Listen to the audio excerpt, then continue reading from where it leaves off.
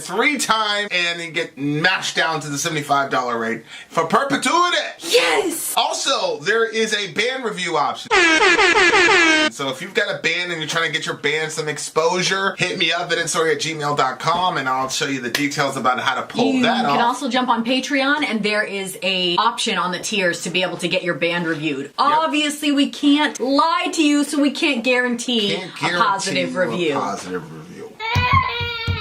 Get what you get. It's just rubbish. Rubbish. Rubbish. That's British for garbage. My favorite is the community option. $1 at the gate gets you in at Patreon. You get to join an alliance. The alliance joins their points together, and that helps determine what songs that we do. The alliances hang out on Discord. Message me on Patreon to get the link. And they do all kinds of other cool things. They do Minecraft. Dungeons and Dragons. Yeah. It's really a community within the community. Anybody can go in the village, facebook.com/VinandSori. There's 160,000+ people on the channel. What's cool about the Discord is that it offers a real opportunity for community connection, friendship, that type of thing. And it's on Discord, so if you're not a Facebook person, it's for you. You start off at $1. Right. Plus you get exclusives. Sori and I are working on a song. So the first 15 seconds of that was on Patreon. Also, at $15 tier and above, when we actually debut the video, they're going to be there live with us. There you are, dear listener. Buy our merch. Buy merch indeed, a child shall lead them. To buy our merch. All right, you guys, another Revo DJ stream. Yes, sir. Tonight. The first song on the list is The Pretty Reckless, and So It Went. I'm going to pull up the official video here. Whoops, let me silence this. And we'll get past the commercial. And then I'm going to read you what he said. Today's stream is going to be a bunch of relatively new songs, so I can attempt again at being trendy and relevant. Vin wondered... Whoops. Okay, that's weird. What? Well, I heard that thing start playing, so I thought there was a problem. Vin wondered how... If that was my aim on the birthday stream, then why did I start off with an 80s band? Well, I shall give it a second try. The first song was released in 2021. It's a single from the Death by Rock and Roll album released by Fearless Records, which is distributed by Universal Music. It features Tom Morello of Rage Against the Machine. This song hit #1 on Billboard mainstream rock song charts. The song is written by lead singer Taylor Momsen and guitarist Ben Phillips. Taylor Momsen said the lyrics were inspired by the state of unrest right now. Taylor was raised Christian, is from Missouri. She was also an actress on Gossip Girl. Interesting. Okay, so first up on the list is The Pretty Reckless featuring Tom Morello and So It Went. And So It Went. We've got the lyric video here. We've got the thingamajiggy there. The official here. Yep. Okay. All right, guys, let's do it. Pretty Reckless and So It Went. Let's go.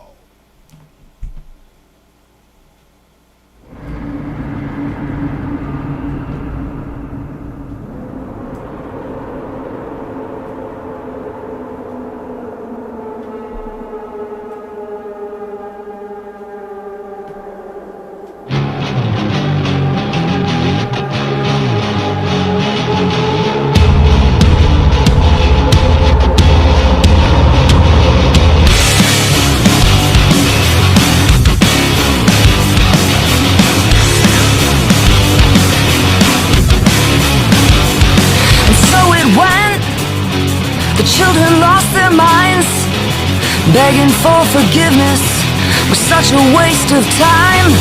And the bullets start to fly, and the bombs about to break. When you hear them cry, it's too much for me to take. They said the world does not belong to you. You are not the king, I am not the fool. They said the world does not belong to you. It don't belong to you. It belongs to me.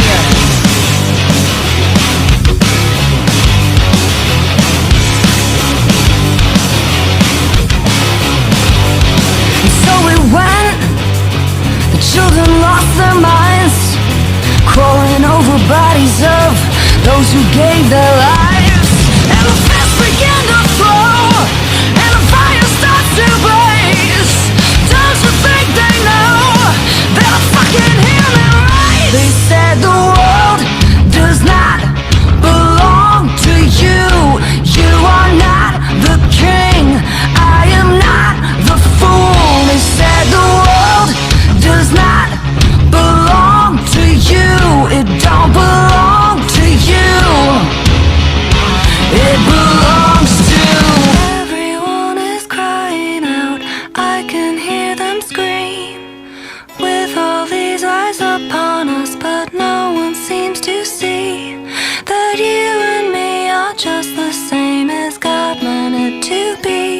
but you're much too close to me. You're much too close to me.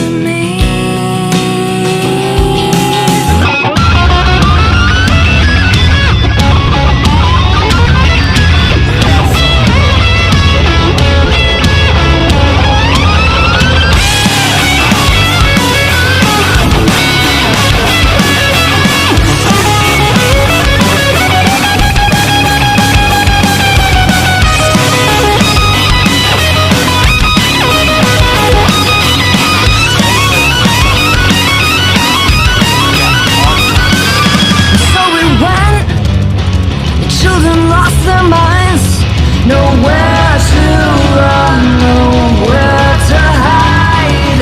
And the wind begins to howl, and the wolf is at your door. You have so much of everything, but still you wanted more.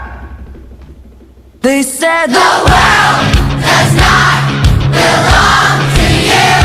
You are not the king, I am not the fool. They said the world does not belong to you. It don't belong to you. It belongs to the world. Does not belong to you. You are not the king. I am not the fool. They said the world does not belong to you. It don't belong to you. It belongs to me.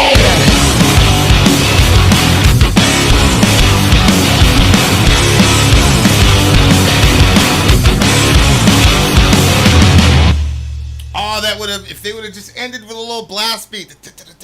That would have been it. That would have been it. But they had to shave off the last 8 seconds for the radio. All right. And so it went. Yes, and so it begins, the beginning of our stream. Yes, sir, Robert. All right. So this was just from 2021, he said. Yep. Okay. I'm going to pull up the lyrics over here. The children lost their minds. Begging for forgiveness was such a waste of time, and the bullets start to fly and the bow's about to break. When you hear them cry, it's too much for me to take. So this is political? Well, I think I'm becoming more and more kind of like questioning what people mean when they say political.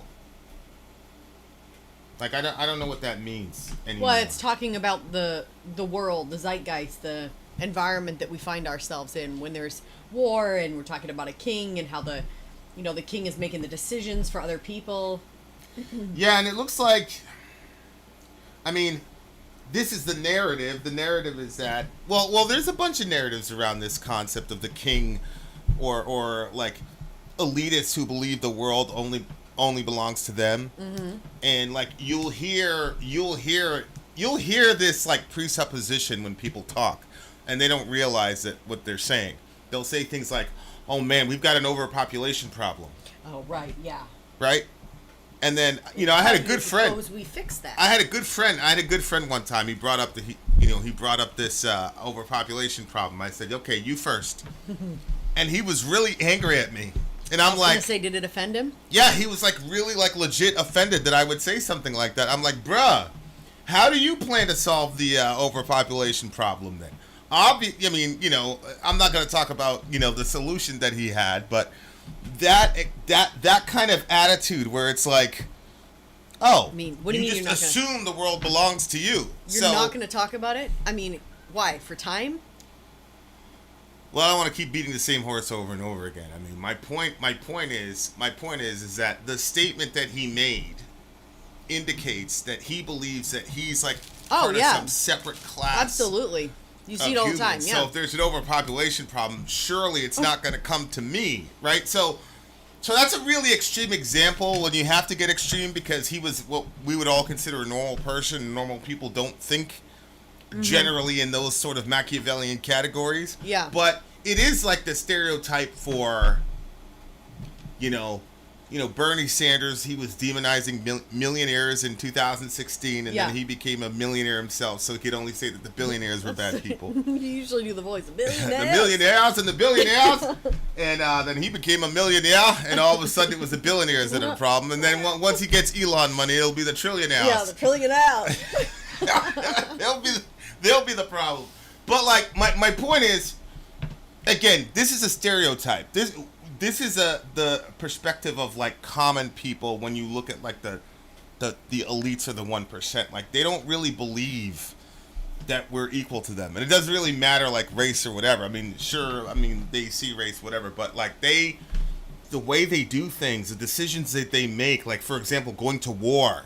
Mm-hmm. Destroying our economy, destroying the Russian people's economy. For what? Oh, we're using these people as cannon fodder. Like, it's just everybody's a chess piece on their planet. Yeah.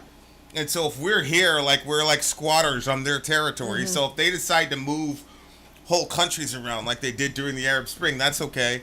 Like they look at the world that way. It's a very strange way to look at the world, which I don't really know. I was talking to one of my socialist friends one time, and he had sent me this study because he knows how my mind works, and he said something about like how if you've spent more than 56% of your life as a rich person or a millionaire in America, something like that, like you mentally, scientifically do not have certain capacities that normal people have. Oh, I totally believe that. I totally believe that. Like things like empathy and things of that nature. Right, and like so he was trying to make a psycho-spiritual case for socialism. Yeah. But it was more on the communist side, because his version of socialism, no one would ever be a millionaire. And I'm like, well, wait a second. You know what I'm saying? Like, but like it was a very fascinating article to read. Like you literally lose that kind of and of course. The study was very fascinating because it was like, well, yeah, while you lost the ability to have empathy and things like that, your ability to strategize and make money is like at a level that like you can tell on the brain scans a rich person from a normal person. So they were saying, there's successes and drawbacks or whatever, but obviously these guys are very accomplished. But I don't think evolution's going in that direction because.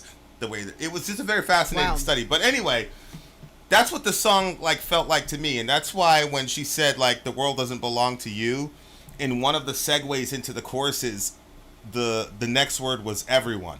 Yep. So right here. Yeah, so that was cool. Everyone. Yeah. And then she had the kids singing that, and then when she was at the end of the song, she said it belongs to me, which is not a contradiction, because she's part of the everyone. Right.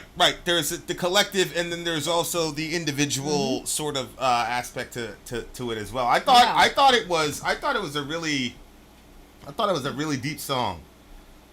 Really deep song, lyrically speaking. Yeah, and what did you think about the children in the pigs' masks? It made me think of the books that you've told me about. Yeah. One, it made me think of the Lord of the Flies. Was the one I thought of right off the bat. And then obviously what was Animal Farm? Yeah. But the kids were wearing them. Yeah, it was more Lord of the Flies. The kids started wearing masks when they were going to exercise their basically animalistic or brute nature. They would wear masks to remain anonymous. But in that story, in the video though, the kids are kind of like losing their minds, they're riding on the streets, that type of thing, which this song came out in 2021, which means that she probably wrote it with the George Floyd stuff. There were riots all over the country, things like that, which of course I think the riots, the George Floyd uprising was part of that, but it was also part of the whole COVID situation. Really? Yeah. We had been locked down for a couple weeks since then, and really? Yeah. So the lockdowns were happening. Kids weren't in school. All that type of craziness kind of conspired together. Okay. So there was a lot. There, like as far as like where we are as a society and what it says about human nature. Like if there was a cheap narrative which was George Floyd racism, blah blah blah, which surely obviously that was sort of. The meta-analysis, but there were other situations happening in the George Floyd uprising. But, you know, it ends up that, you know, you've got a guy, you know, you're talking about begging for forgiveness, and then, you know, obviously I think about Kyle Rittenhouse, because it says, you know, begging for forgiveness doesn't mean anything when, you know, the bullets start flying or whatever. Yeah. And it's like, that's the other thing about, like, what's going on today. Is like, nobody can be forgiven for anything. Yeah. So if somebody has some some horrible thing they did, and, you know, I think Cenk Uygur is you know, he's, you know, obviously I have a lot of disagreements with him and their methodology, but Cenk had said something like ridiculous, like a decade before he ran for office. Said some gross thing about animals or something like that. And, like, that was it. Like, that did him in. You know what I'm saying? Oh, really? Like, That's what did it? Yeah, because then Bernie had to retract his endorsement of him and all this craziness. Like, it's so unforgiving now. Like, you can't make any mistakes. And not only can you not make any mistakes in the public eye, now you can't have made any mistakes previously either. And that's difficult because it's an impossible characteristic. Everybody grows, people grow, people change. And secondly, like, something that's okay in one time period, it's not necessarily on your radar if you don't have skin in the game. And then all of a sudden it can be like that the focus is like on a certain group of people that we have not been empathetic toward. Right. And then once that changes, then all your history gets pulled into question. Well, I guess that you should just follow the Bible. Love your neighbor as you love yourself, and you might not have a problem. And, you know, he would have been covered because if he followed the Bible, he would have never said that foolishness. Yeah, I think there are a couple bridges to cross before you even get to that one with that individual. Holy smokes. Holy hell. Gross. Anyway, Yeah. so I liked this song. It was interesting because it was metal, but it was also kind of poppy. And it had like a sort of upbeatness to it, and yeah, it was definitely an accessible mainstream type song. I agree. I know people don't like the term mainstream or whatever, but that song looked like it could, you know, go across a couple boundaries and give it a, you know, let it get a hearing. Yeah, I agree. And when I was listening to it, I'm like, okay, because I have a couple songs that I've been trying to like practice to kind of, but then I realized I keep practicing ones that are more on the countryside, and that's not really helping us in our. I wish you would tap into that R&B shit that you do. Because that, I'm telling you, that to me is it with you. But go ahead, finish your thought. Well, I was thinking, well, this could be one I could add to my playlist. Practice I this a little agree. bit. Yeah. I actually, that's one of the things I thought. I'm like, man, I wish Sori would, like, there's certain like signatures on that one. I'm like, yeah, you could pull that off totally. One of these days, the genie will come out of the bottle, and when that does, it's over for you losers. You're all gonna be finished. I'm done with the losers. You'll be knocked out. I'm done with the losers. Who's that? That's my impression. Okay, what do you give this song? I think I'm gonna give this one a 9. This is a terrible. See, this is one of those terrible songs that like you can't leave my head because they had that bass thing going and the. You know what I'm saying? Yeah, like, yeah. I felt like a resistor. So because of that, I'm gonna give it a 9.4, bitches. Wow. Okay. Revo coming out strong like all the freaking time. You guys stay exactly where you are. Nova Twins is next. Nova Twins are next, and we got nothing but coolness for you on the way. Sit back and relax. It's an 8-song mega stream. Vin out. Sorry out. Go. Okay, guys, we shall return. No, I'm looking at all these artists, and I feel.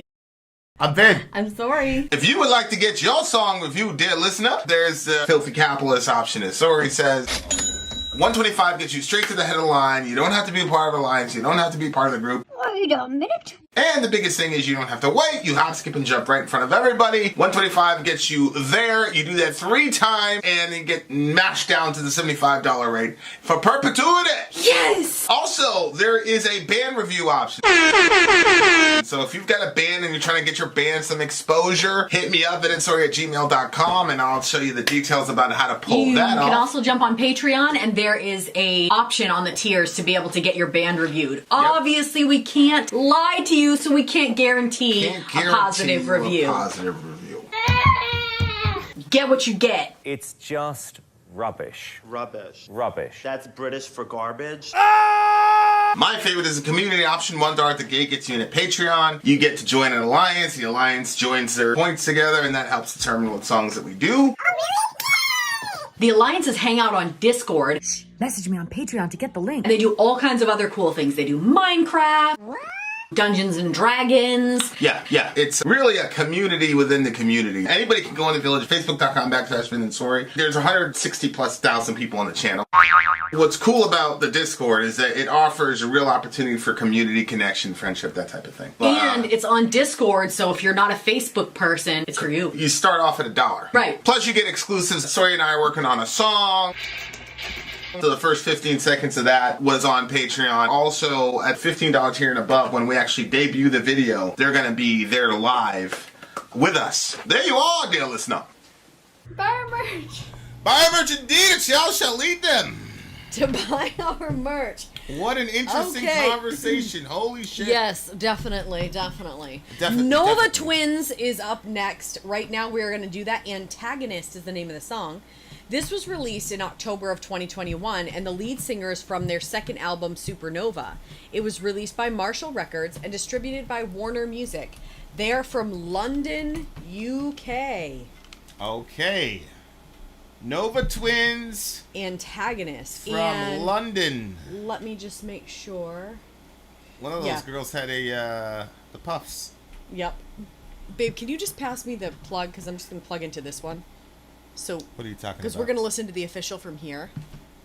And I don't like it when it's not perfectly lined up. If you don't want to do that, then I'll just take mine, but...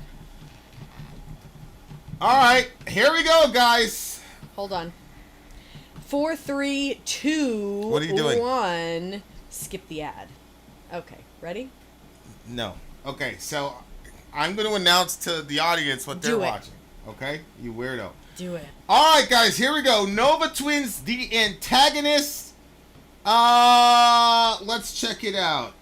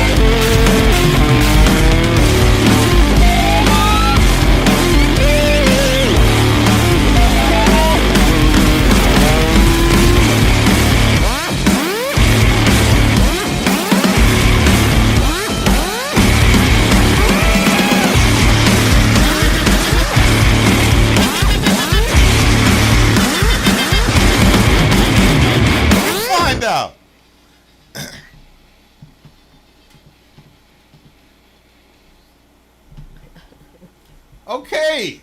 All right. Okay.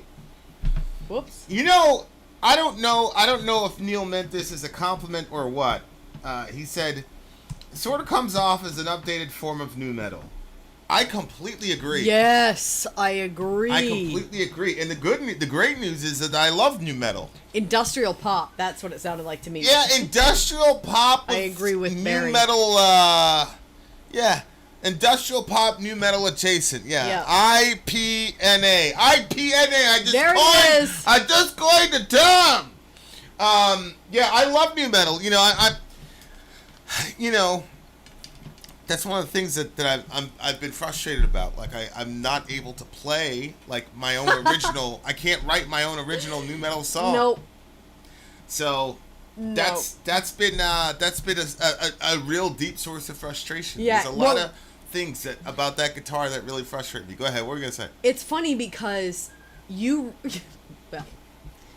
seemingly resent the fact of when I overdo something or do more than is necessary.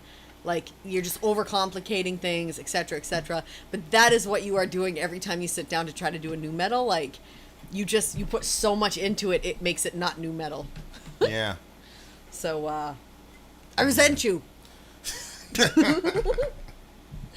Yeah. Anyway, I think one of these days you'll probably get it, but it's going to probably be, like, I don't know. It'll be an interesting I'll situation. be able to write a nu metal song? Yeah. Yeah, I had it in my head, like, I show up to the homie, yo, boom. Yep. You know what I'm saying? Hey, before we start chilling, boom. Ooh, but... No, nothing. All right. And every time I think you're done a song, you add another layer. I'm like, yo, it just got more complex. Yeah. Anyway. Sounded completely in the alternative genre to me. See, this is the thing about this band. Nu metal adjacent. What did other people say? Pop industrial, pop. Like, everybody's saying this stuff, and I can see everybody's point. I'm like, yup, I do hear that could be pop industrial. Yup, that does sound like nu metal. The chorus, like the way she was singing, did remind me of a little Kurt Cobain. It did.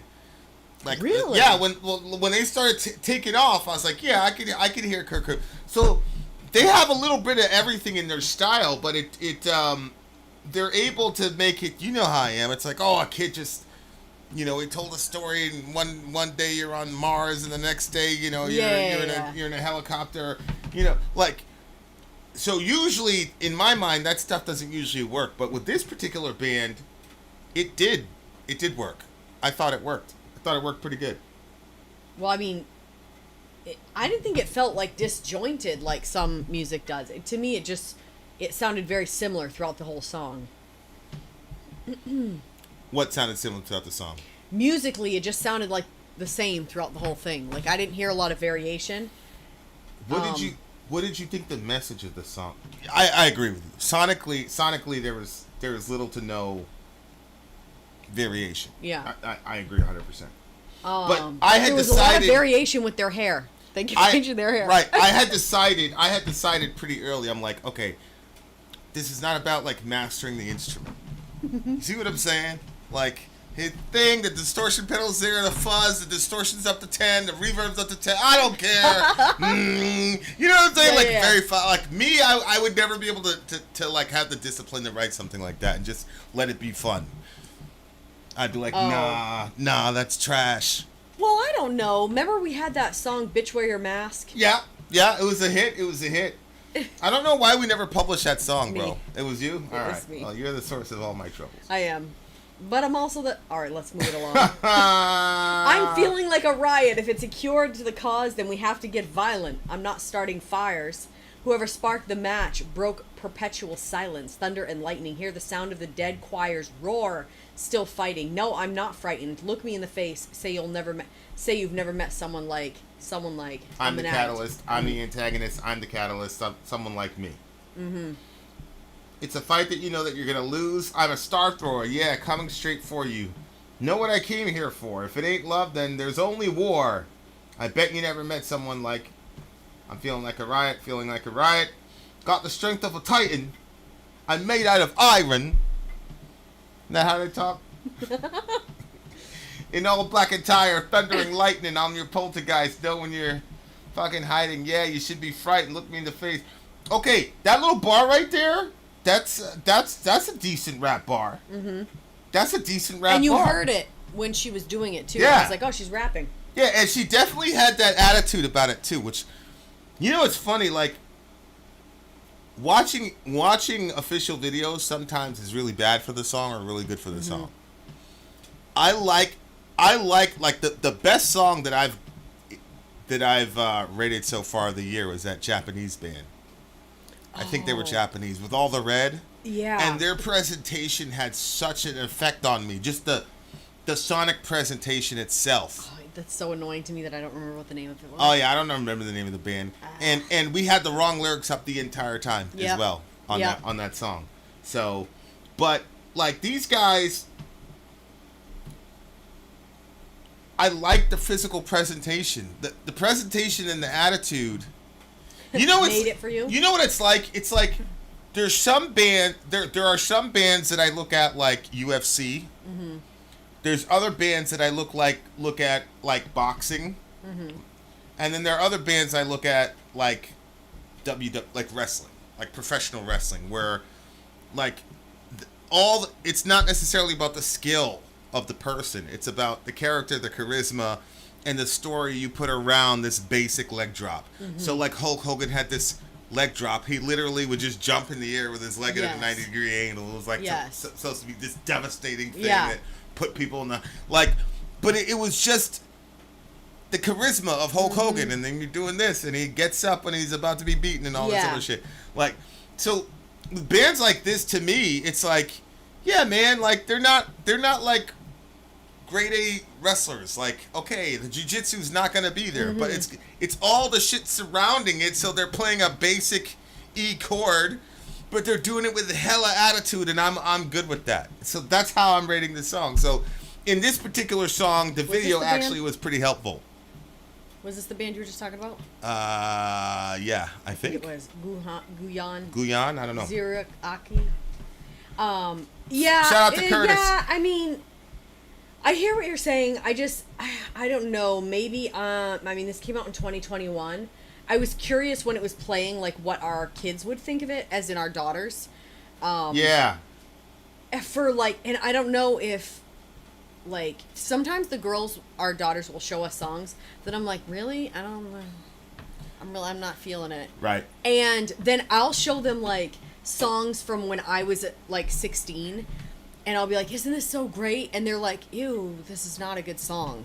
And so, I don't know, like, this song to me made me feel kind of old because I just feel like I couldn't get into it. Like, I felt like I wasn't, like it was in another time period than me.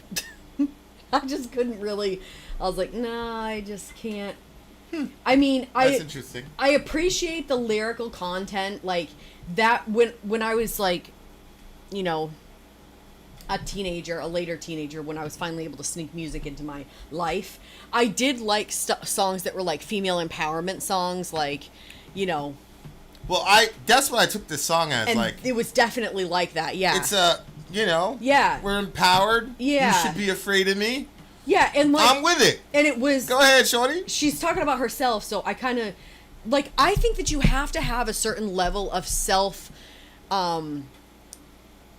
self-belief or like if you look down on yourself too much, then it like hamstrings you. You can't really accomplish anything. Like, I agree. You have to have a certain level of confidence in yourself to be able to just get out there and start doing something. And sometimes before you start doing something, you're so scared to do it because you're thinking of all the things that could go wrong, or all the ways you could be humiliated, or all the ways that blah blah blah blah blah blah blah.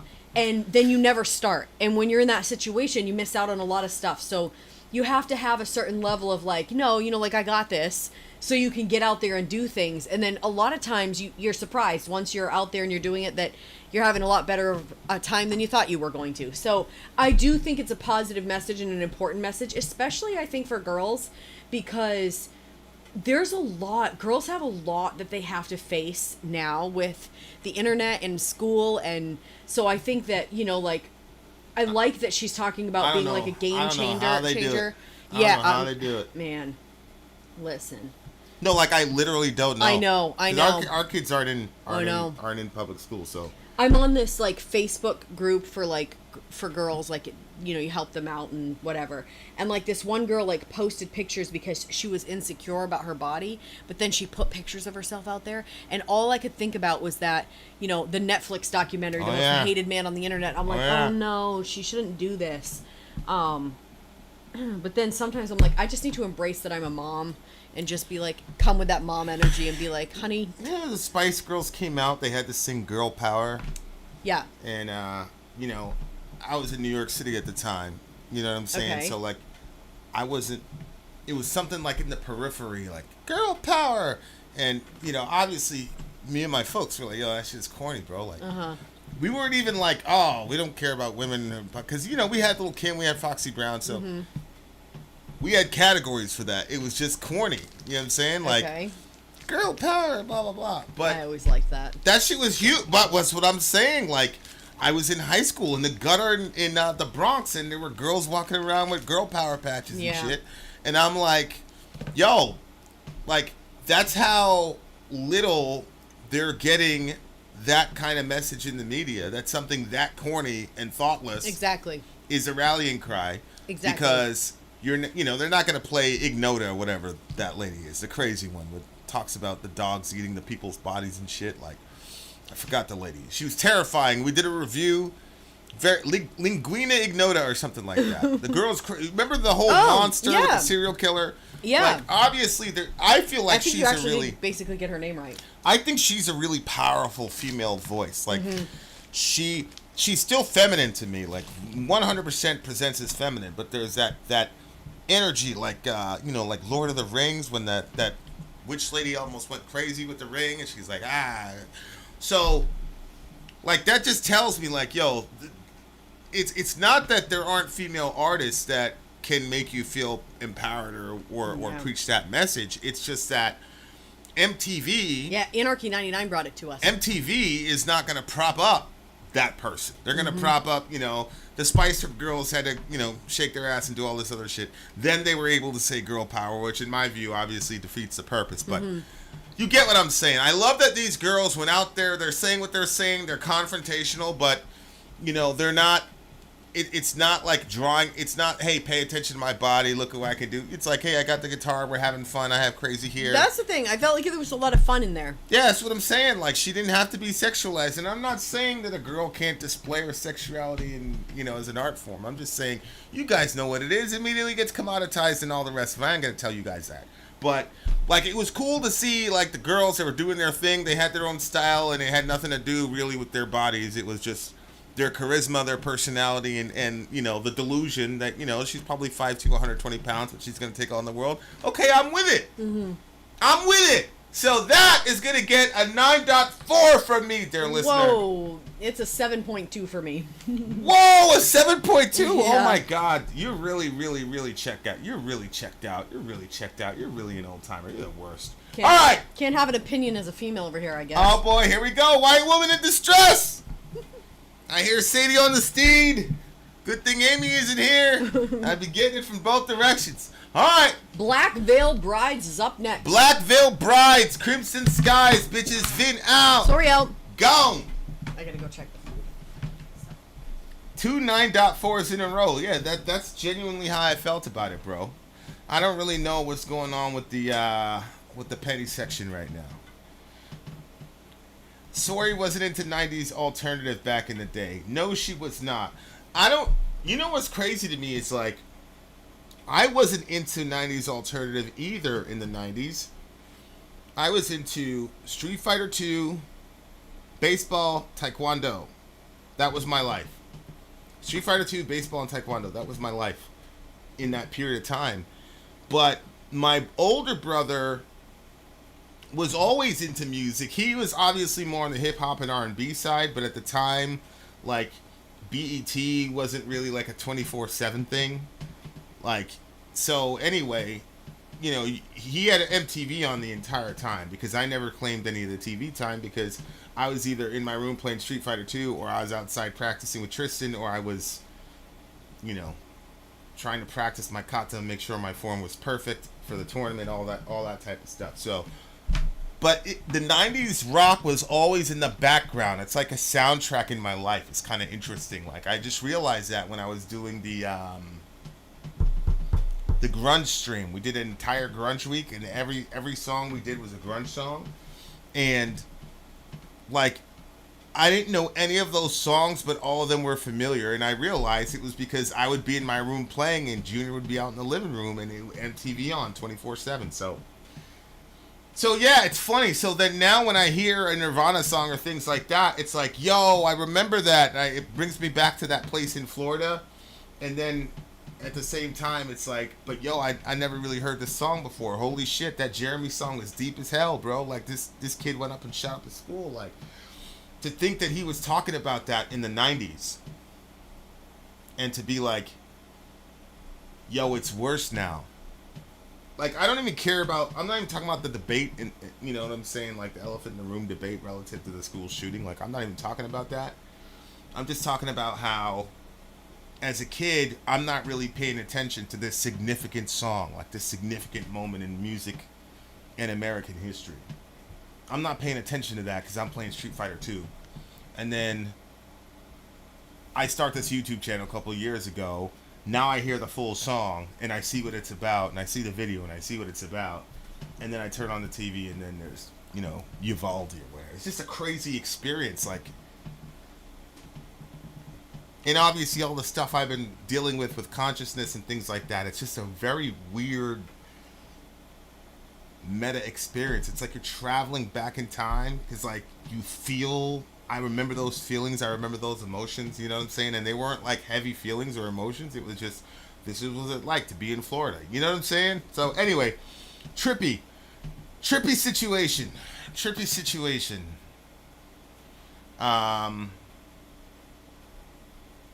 Apropos, it was more of the late 90s songs that did that for me, Vin, but that's because of our age difference. Yeah. The reason why Dad disliked dogs is that he has seen them eating corpses in North Africa and Middle East. Dogs loved him and pushed their mouths up to him, which obviously he couldn't stand. Yeah, that's very true. Very, very true. That's why calling somebody a dog in that situation is not good. There's not even a Western. I don't really think there's a Western equivalent to how Middle Easterners look at dogs, especially since the messenger of Allah. All right, guys, here we go. Another song on the way. Kerry King has a new band and music for an album released for 2023. That is actually interesting. Who's your guy in Street Fighter? Oh, Ryu.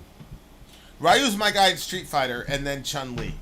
Ryu's my guy in Street Fighter, not because I was cheesing with the Hadouken. Ryu was my guy because he was a purist, like, fighter. He just loved the fight for the sake of the fight. It was like a religion to the homie, and that's why I loved him. Chun-Li, I would cheese with Chun-Li because I'd be able to jump off the walls. Okay, guys, commercial break. We shall return. I'm Vin. I'm sorry. If you would like to get your song reviewed, dear listener, there's the Filthy Capitalist option. As Sori says, 125 gets you straight to the head of the line. You don't have to be a part of the alliance. You don't have to be part of the group. Wait a minute. And the biggest thing is you don't have to wait. You hop, skip, and jump right in front of everybody. 125 gets you there. You do that 3 times, and you get mashed down to the $75 rate for perpetuity. Yes! Also, there is a band review option. So if you've got a band and you're trying to get your band some exposure, hit me up at itsori@gmail.com, and I'll show you the details about how to pull that off. You can also jump on Patreon, and there is a option on the tiers to be able to get your band reviewed. Yep. Obviously, we can't lie to you, so we can't guarantee a positive review. Get what you get. It's just rubbish. Rubbish. Rubbish. That's British for garbage. My favorite is a community option. $1 at the gate gets you in a Patreon. You get to join an alliance. The alliance joins their points together, and that helps determine what songs that we do. The alliances hang out on Discord. Message me on Patreon to get the link. And they do all kinds of other cool things. They do Minecraft.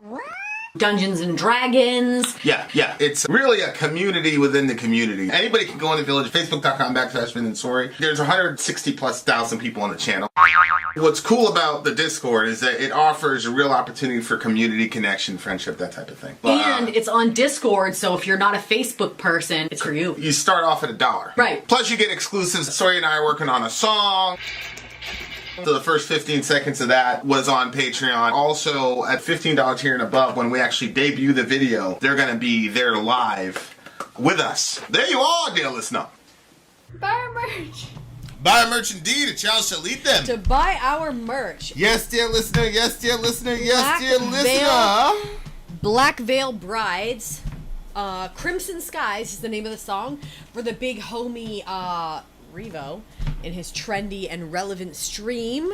That is such a badass album The cover. album cover looking like I really like that album cover. Freddy Krueger. Doesn't it? Kind of remind you? Well, he looks Little bit. older. Like I love that kind of red. I know. I'm gonna spend some serious money on that. I know. When we I go just to went to Florida. try to put a red shirt on, but I had no such red that would fit. That is so awesome. Look at that. Oh my gosh. That is such a cool design. If you looked at that picture, babe, Yeah. I don't recommend you do because the details would fuck you up. Probably. Okay, I'm not gonna do that. But I'm gonna make it our the stream image. So I'm just messing with you. Oh. Okay, guys. I'm so glad you said you were just messing before I said something mean. Yeah. This song was released in June of 2021. It is off the Phantom Tomorrow album released by Sumerian Records, who has Universal Virgin distribute their albums. This band has a lot of 80s hair metal and shock rock influences. All right, well, let's check them out. So this is Interesting. released again in 2021. Okay. So we can be relevant, babe. We are watching the official over here, lyric videos over here, guys. Black Veil Brides.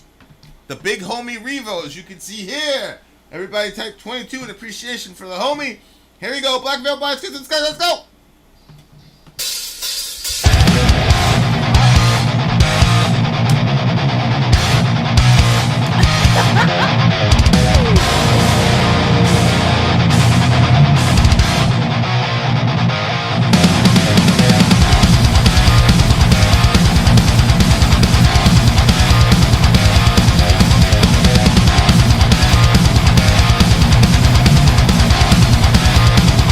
We're waiting for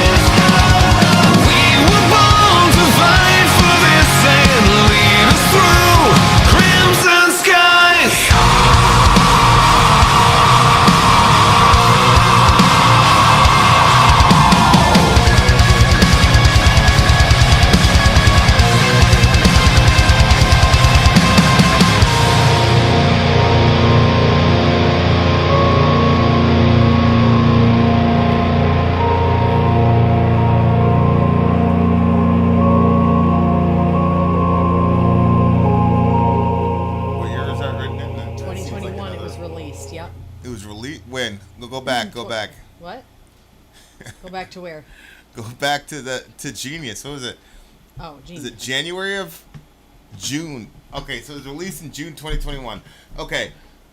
Obviously. Tell me who his voice sounded like. He literally sounded just like somebody, and I don't know who it is. I don't know. Somebody said, and I think that, you know, people are gonna take this as an insult. I didn't take it as an insult, but this guy probably meant it as an insult. He said, it could have been a song from a CW network show. You know the CW? You know those like the CW? It's a network, and it's like, it's these 20-somethings. There's always a show about they live on a beach or whatever. Oh, okay. Like, you know the intro music for that kind of. No, I've never seen like any of those. You have, because we've watched it with the kids. But anyway, the vocal style, it's just it's extremely poppy. Like, this is like youth group. This is youth group. I agree. That's what I'm trying to place or it. Elevation Church. Like, I'd expect to hear this song at Elevation Church. Oh, okay. Yeah. I can see that. Like, this sounds like modern. But see, Christian, I like that vocal This sounds style. like modern. The vocalist, not the musicianship. Nope. But the vocalist, even down to the way the lyrics were, sounded like, you know, modern Christian. Maybe that's why it had a familiar. Yeah, that's why it sounded so familiar. It's because like all the Christian guy singers sound like this dude. You know what I'm saying? Yeah, I guess, yeah. Yeah. See, Barry meant it as an insult. See, I don't look at it as an insult because they obviously have a very big following. So obviously that style is appealing to somebody. The musicians, you really can't put the musicians in a box. It's very interesting to me because if I was in a band and I played like that kind of music, I would never ever co-sign it, that singer being in the band. And of course I would be wrong because obviously it works for them. But me personally, if I played metal like that and then you came with that kind of vocals, you know how I am. I know. It wouldn't work. And like I said, I would be completely wrong. Well, I think that, first of all, did he kind of remind you of he could be in Twilight? Yes. He looked like a Twilight character, especially at the end when he was coming out like that. One of the vampires in for sure. Your boyfriend. Was for it sure. Edward? I don't know why you always say that. Literally, it's so weird. Oh my god. Well, I know there was a lot of women that were cougering after that boy. Uh-huh. But that to me was very weird, and I don't even think he's very attractive. So I find it very weird when you say that. Anyway, so he said so. I liked it because we're waiting for. It was a little preachy, right? Well, is that what you were gonna say? Because I like that. We're waiting for collapse in the cold and lonely mirror, reflections all you see of a world you made on your own with no mercy. And they call you a liar, but you won't surrender. And they can choose to run with hypocrisy. It happens every day. We were born to fight for this when all they ever do is pray. Never see the truth we miss when fear consumes the rage. We take control, don't give up, when all we know is corrupt. We were born to fight for this and lead us through these crimson skies. The revolution lives, and it goes on, I just like it had a feel to it, and lyrically, this, we're gonna do something, we're going somewhere, and, when I'm looking out at all those, I mean, they weren't kids, but they're kids. I feel like a very much older adult when I'm looking at that crowd because everybody looked like they weren't far off from the ages of our teenagers. Yep. So I'm looking at these kids in the crowd and I'm thinking, some of them are probably more than likely there's a whole crew of them in there that are suicidal. 100%. Some that have attempted, some that are going to attempt. And so just hearing this positive message, and they're all, they're together and they're rocking out together, and I like that. So you view this as a positive message? Well, I mean, I think that he's wrong in areas. The revolution lives in the beat of our hearts and the burning sound of the flames we started in. Can you hear it now? Can you feel the hurt? This silent hate, and they worship a liar, and we won't surrender, and we won't ever run from the pain you see. I'm not sure. It almost kind of sounded like they were talking about, possibly Christians or something, because he was saying all they ever do is pray.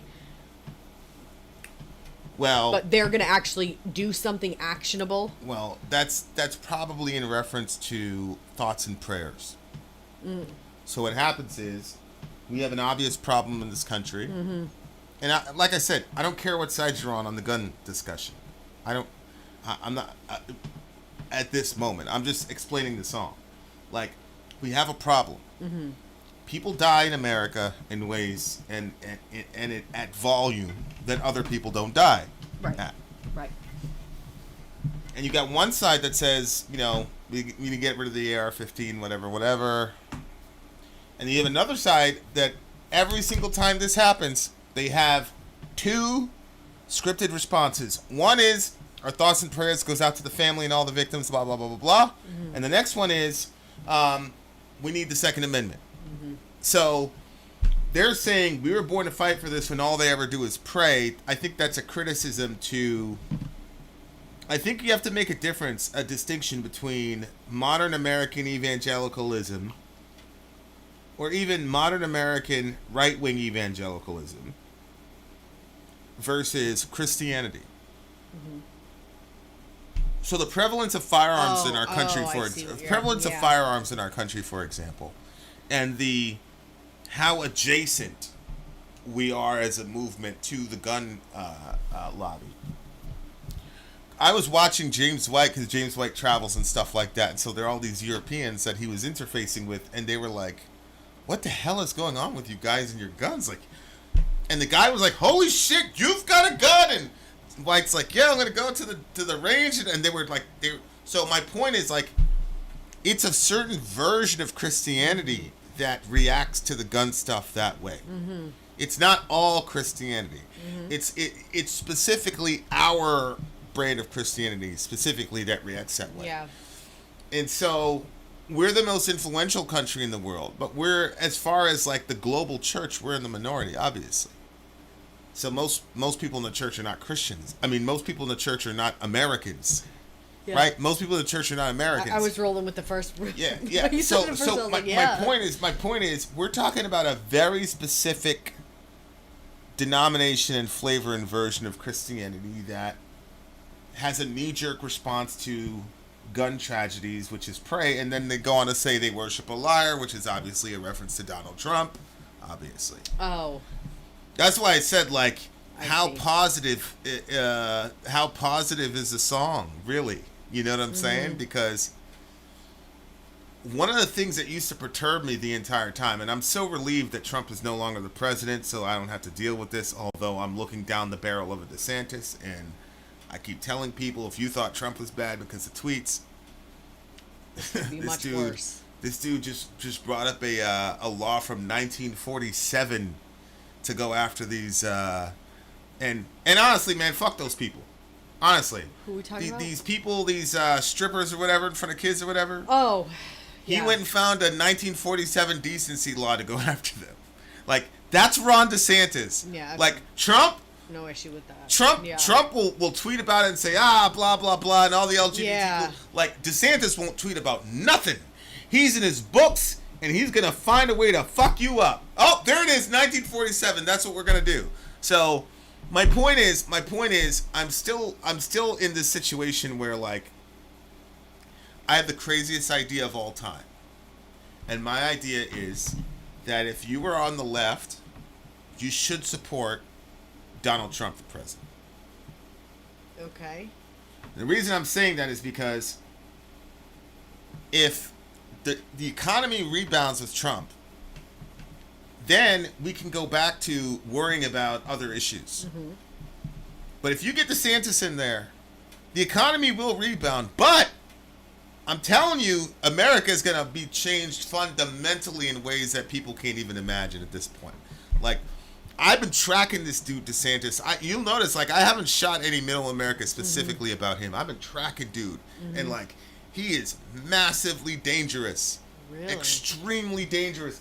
Oh, yeah. Way more dangerous than Trump. So, like, this is sort of like a remnant of that. Oh, they worship a liar, blah, blah, blah. Like, to me, that's an oversimplification of Trump supporters.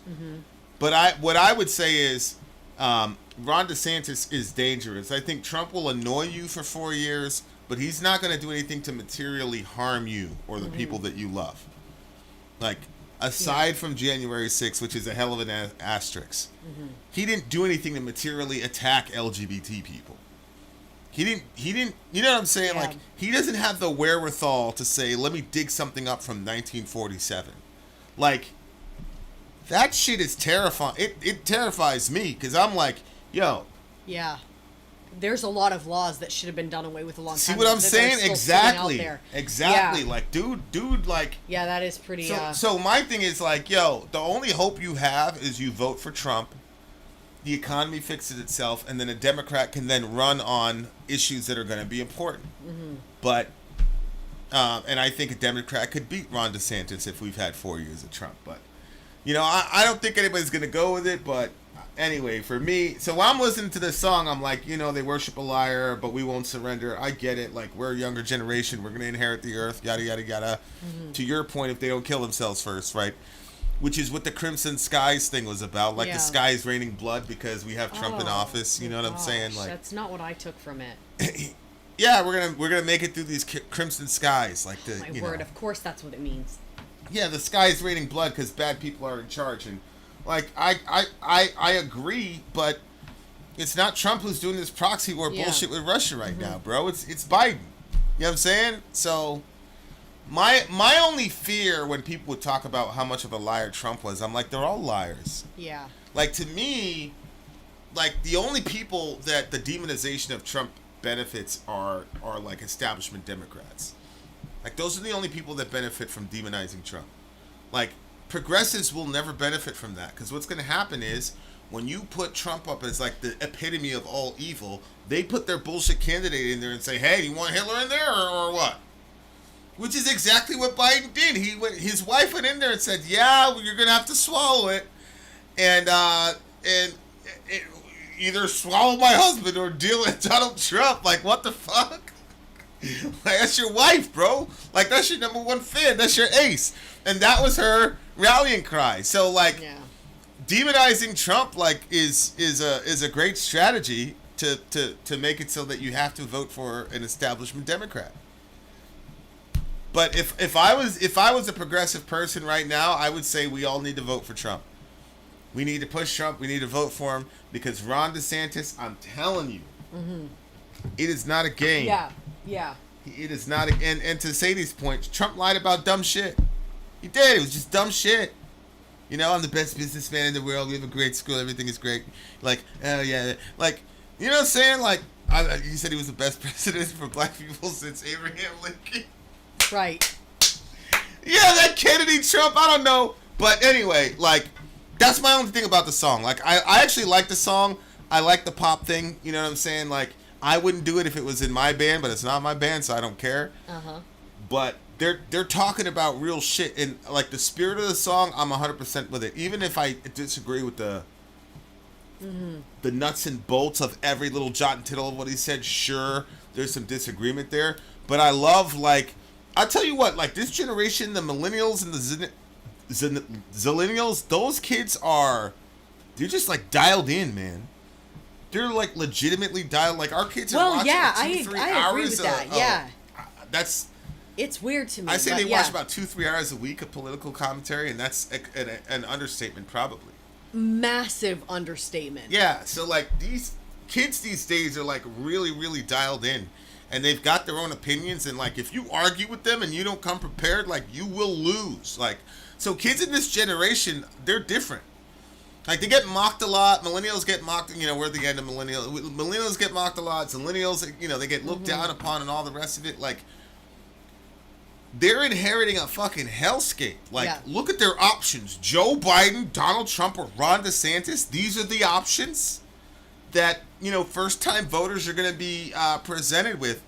So it's like, it's this crazy thing where this generation of people is being mocked, but everybody's turned on. Like, they know their shit. You know what I'm saying? Like, Oh yeah, they're gonna do something different. And the thing is, like, each generation, like, it's easy to look back at your parents and their generation and be able to point out the flaws because you haven't actually experienced life yet. You're just kind of coming into it.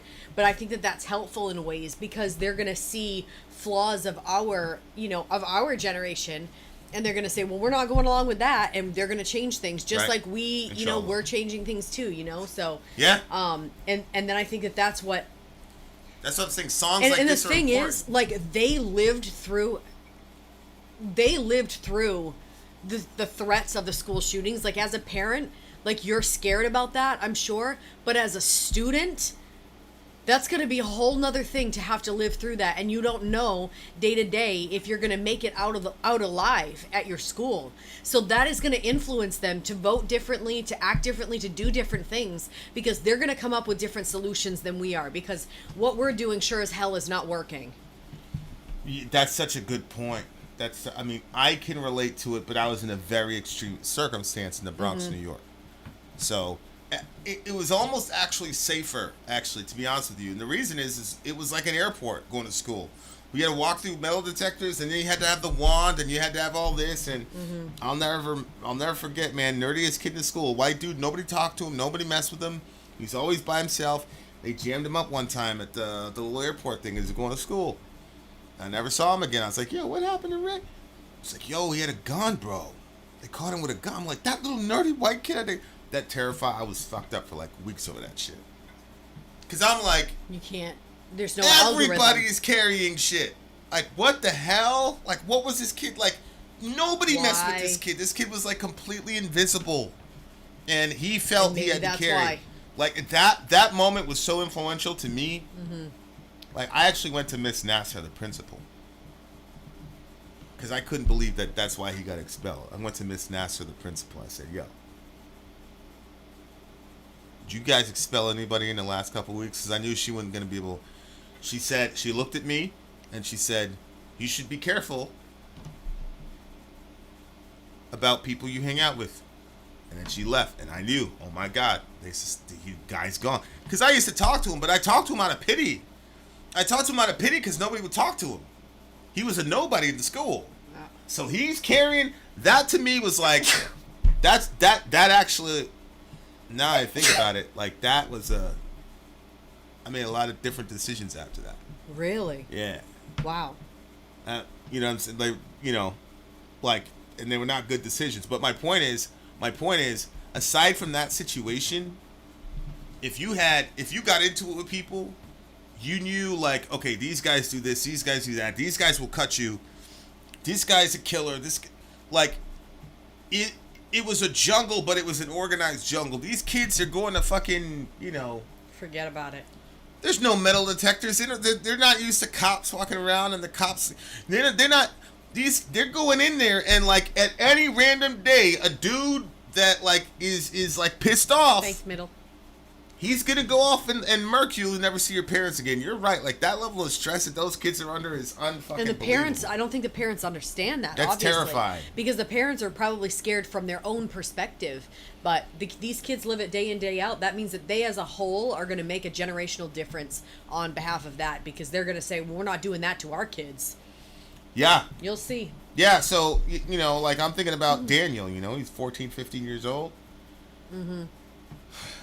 It's crazy. It's a crazy environment that we're putting these kids in, and then we're the nerve of the boomer generation to say anything to us is mind-boggling to me.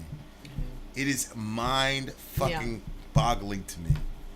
Like, what the fuck are you talking about?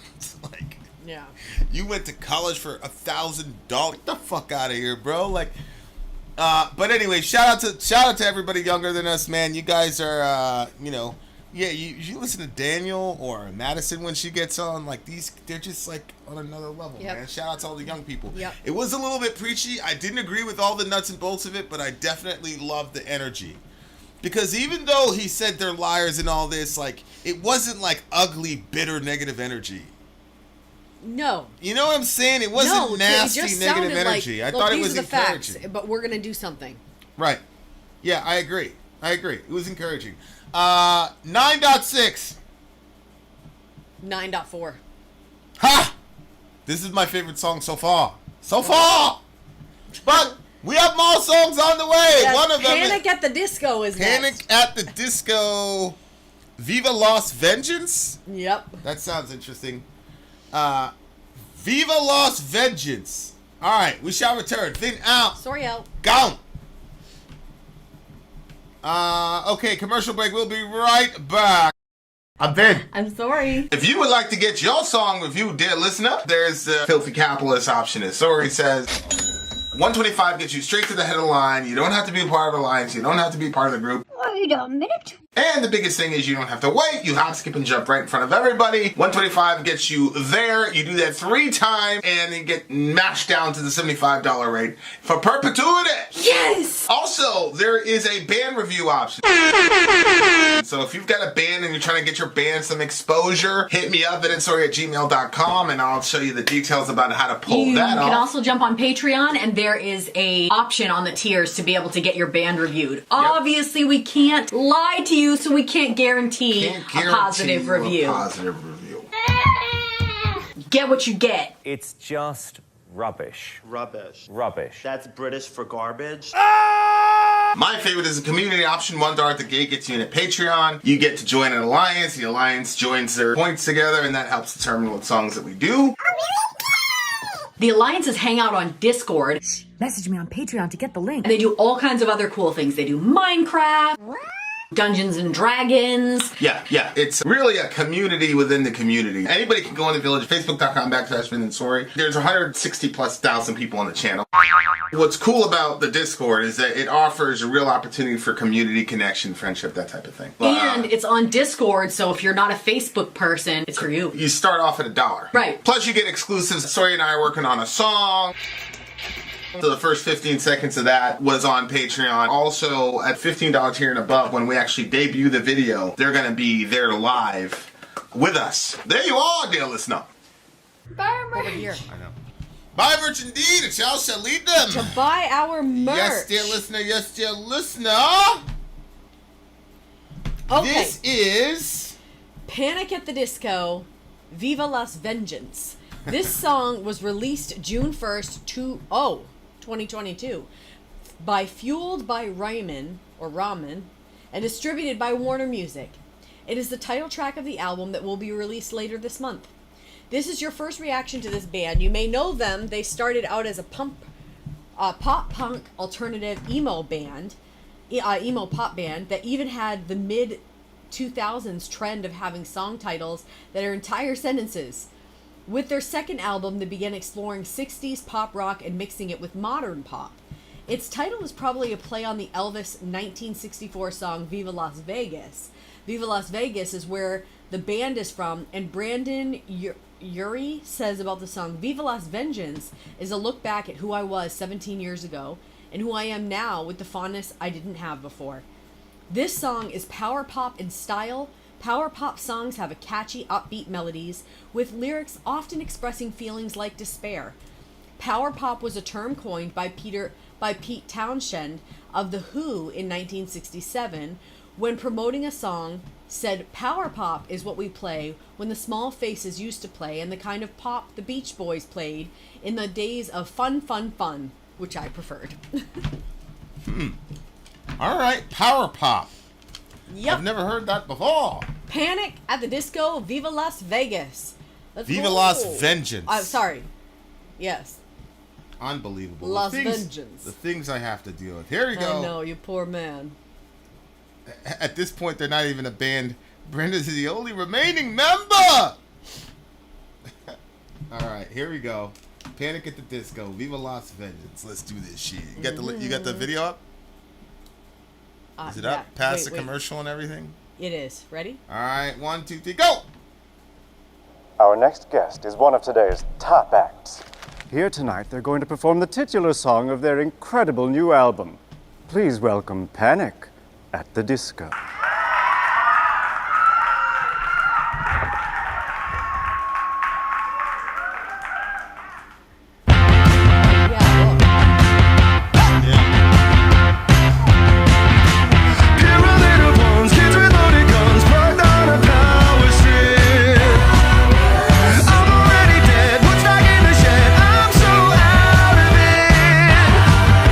Someone did me wrong, stole my favorite song. Yes, it really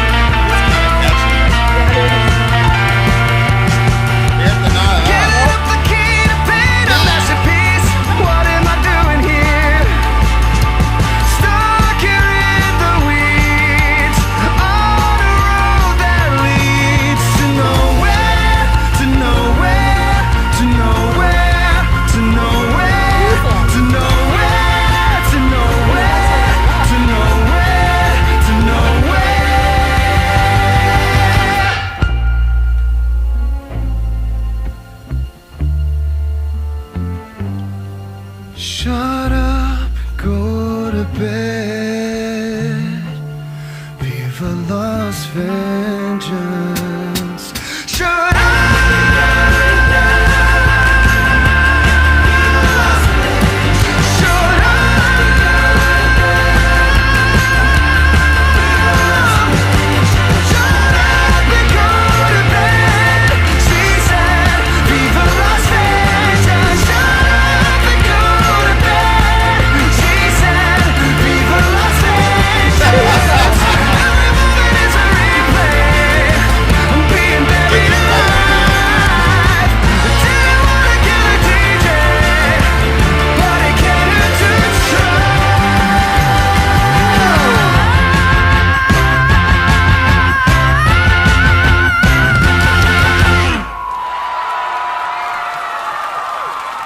Thank you so much. I do love indulging in a little panic. Now shut up and go to bed. See you tomorrow night.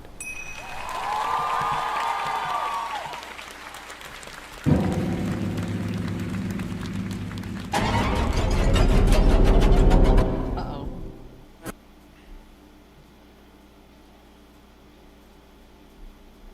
Did that accomplish the goal of power metal to you? I mean, power pop. Yeah, I think so. How What do you so? think? Hold on, How let's stop so? this. Let me hold on. Just kill it, restart it, bro. Yeah. Well, Viva Las Vegas, because it was. I have no idea what the dude is talking about. I'm assuming we'll get into it in a second, but go ahead. Yeah. Well, he kind of talked about the power pop is what we play when the small faces. What the small faces used to play, and the kind of pop the Beach Boys played in the days of Fun, which I preferred. So it kind of had that feel to it, like that era, and the way that he was singing it, the way that it was being performed. So yeah, and when he's like the way he did his hair and all that stuff, the way he had the mic, I was like, you did kind of get an Elvis feel to it. 100%. Yeah. Bro. So 100%. and I really liked the aesthetics of the entire thing, like the girl with her afro and her dress and her little presentation where she was doing the ad. Yeah. Like, just really start to finish, I liked the whole thing. I felt like that they had the perfect people for each part. Yeah, I really wish they could have seen this video. Oh, right. video That's was- right. the I'm video sorry, was- you guys didn't get to see the video. You should Video- look it up. The video was badass. You should look it up. It's definitely worth seeing. But it had like a fun feel to it. I'm gonna restart my computer, so you're gonna have to. You've got the lyrics up on your side. What do you mean? The lyrics are right there. Yeah. Okay. Parent number one's kids with loaded guns plugged in on a power strip. I'm already dead. Woodstock in the shed. I'm so out of it. Someone did me wrong. Stole my favorite song. Yes, it really hurt. It really hurt. Stepped on every chord, fell on every sword. Yes, Excalibur. That's brilliant.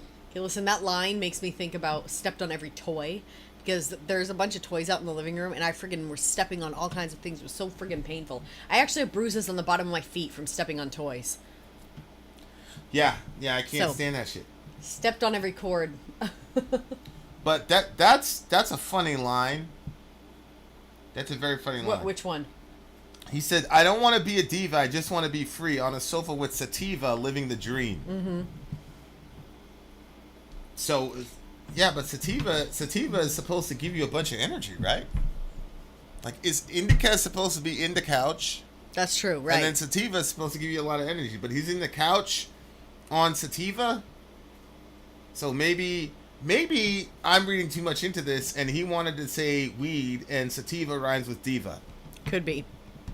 It could be. You know But what at I'm the saying? same time, like, some people, like, a sativa just kind of makes them think. Like, an indica is going to make them go to sleep, where a sativa will make them think. So they want to be laying on the couch just chilling, but, be able to think stuff through. There was a part in here where he talked about... I don't want to be anonymous, but I don't want to be you.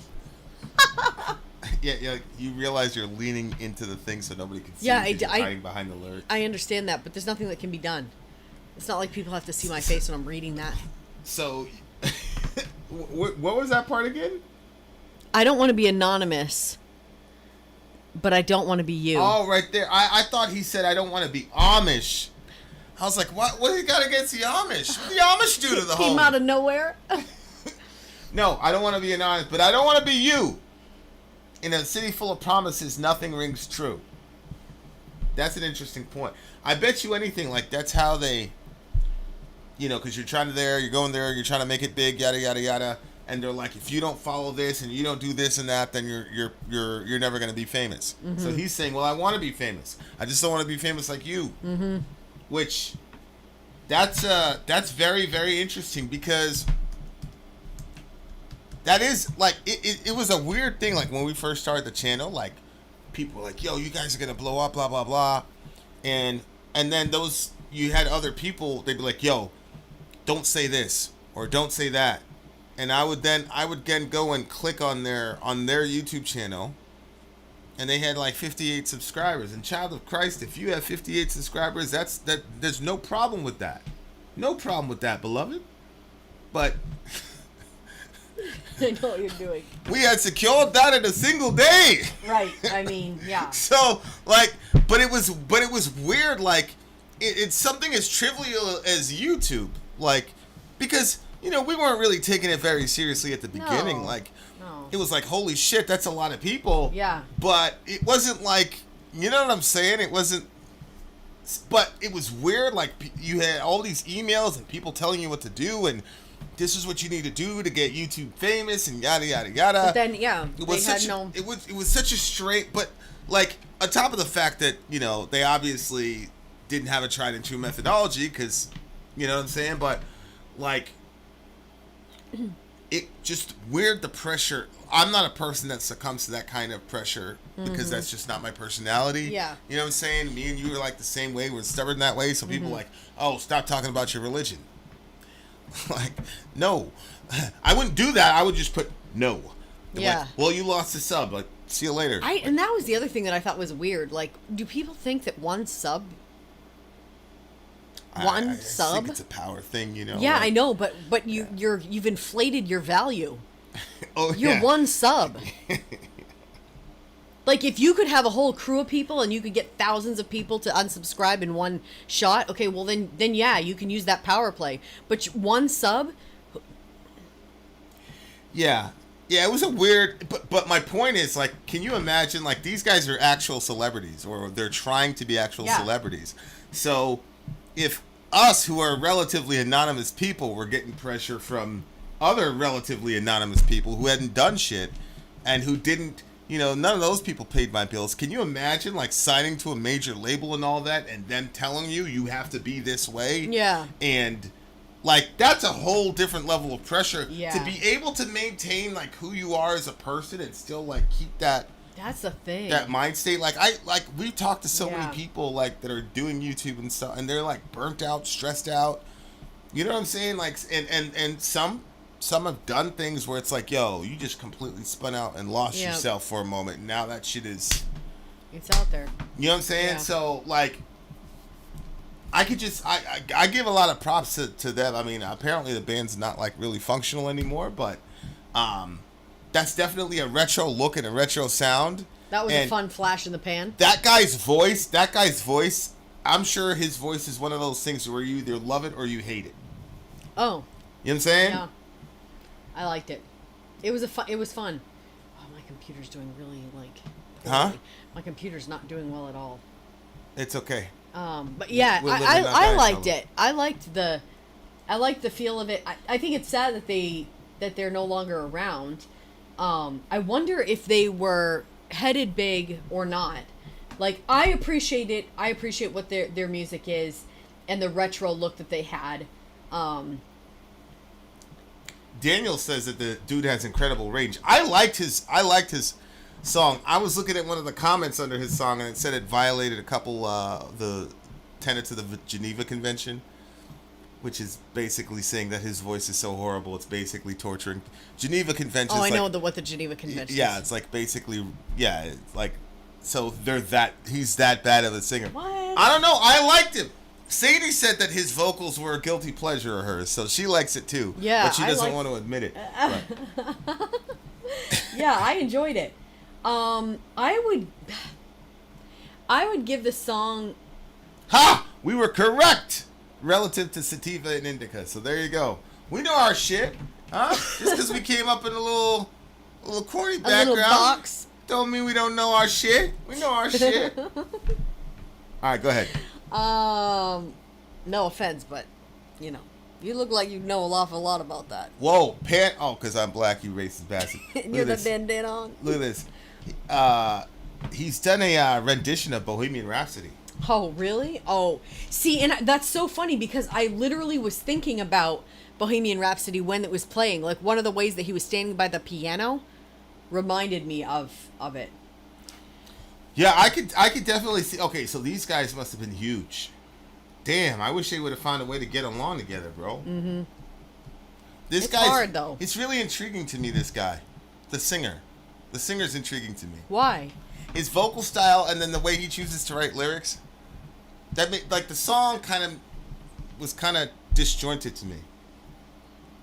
Like lyrically, it was almost like Chino Moreno. Oh, really? Type. Yeah, I heard all that, by the way. Lyrically, he was kind of like Chino Moreno. They're a little bit disjointed. They didn't flow.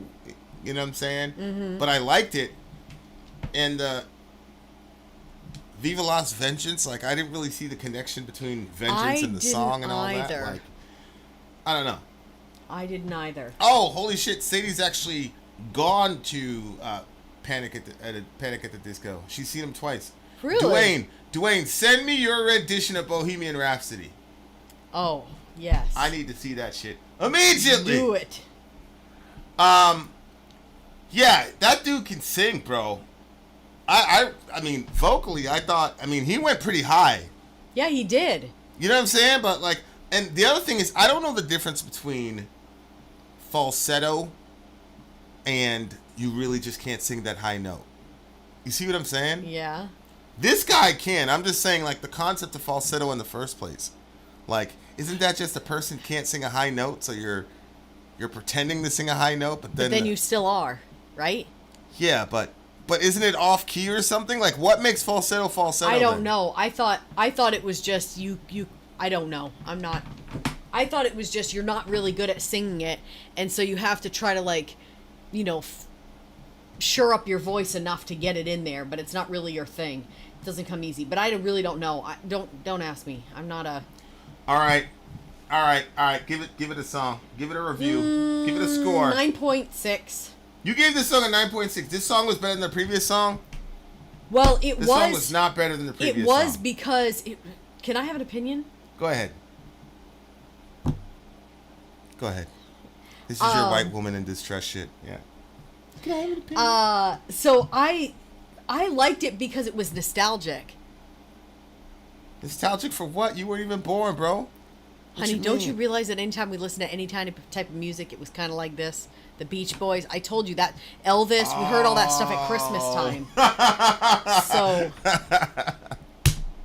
Right. So your parents allowed you to listen to music that they liked.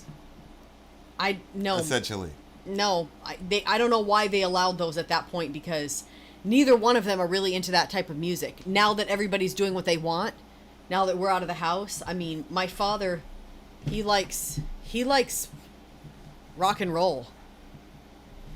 But he doesn't listen to it. So what was your final score? I gave it a 9.6. What'd you give it? Give this one an 8.9. It's an 8.9 for me. 8.9 for me, dear listener. Shout out to Broadbent. Shout out to Derail. We shall return. Yes, we shall. We shall return. Vin out. Sorry out. Gone. As if you gave that song a higher. That's terrible. You're the worst. All right, commercial break. I'm Vin. I'm sorry. If you would like to get your song reviewed, dear listener, there's the Filthy Capitalist option. As Sori says, 125 gets you straight to the head of the line. You don't have to be a part of the alliance. You don't have to be part of the group. Wait a minute. And the biggest thing is you don't have to wait. You hop, skip, and jump right in front of everybody. 125 gets you there. You do that 3 times, and you get mashed down to the $75 rate for perpetuity. Yes! Also, there is a band review option. So if you've got a band and you're trying to get your band some exposure, hit me up at sori@gmail.com and I'll show you the details about how to pull that off. You can also jump on Patreon, and there is a option on the tiers to be able to get your band reviewed. Yep. Obviously, we can't lie to you, so we can't guarantee a positive review. Get what you get. It's just rubbish. Rubbish. Rubbish. That's British for garbage. My favorite is a community option. $1 at the gate gets you in at Patreon. You get to join an alliance. The alliance joins their points together, and that helps determine what songs that we do. The alliances hang out on Discord. Message me on Patreon to get the link. And they do all kinds of other cool things. They do Minecraft, Dungeons and Dragons. Yeah. It's really a community within the community. Anybody can go in the village, facebook.com/Vin and Sori. There's 160,000+ people on the channel. What's cool about the Discord is that it offers a real opportunity for community connection, friendship, that type of thing. And it's on Discord, so if you're not a Facebook person, it's for you. You start off at $1. Right. Plus you get exclusives. Sori and I are working on a song. So the first 15 seconds of that was on Patreon. Also, at $15 tier and above, when we actually debut the video, they're going to be there live with us. There you are, dear listener. Buy our merch. Buy our merch indeed. A child shall eat them. To buy our merch. Yes, dear listener. Yes, dear listener. Yes, dear listener. Trendy and relevant. The next song on the list is Purple Kiss Nerdy. I'm pretty sure there's going to be an intro here. Yeah, we're going to have an intro. Bye Bye Bully. We're going to have an intro called Bye Bye Bully, and then right after that, we're going to transition right into the song, which is Purple Kiss, which is nerdy, actually. Yeah. Nerdy is the name of the song. Go ahead. Rio says this is a girl group put together by Rainbow Bridge World, RBW. The RBW? Sounds like a gang. Yeah, it does.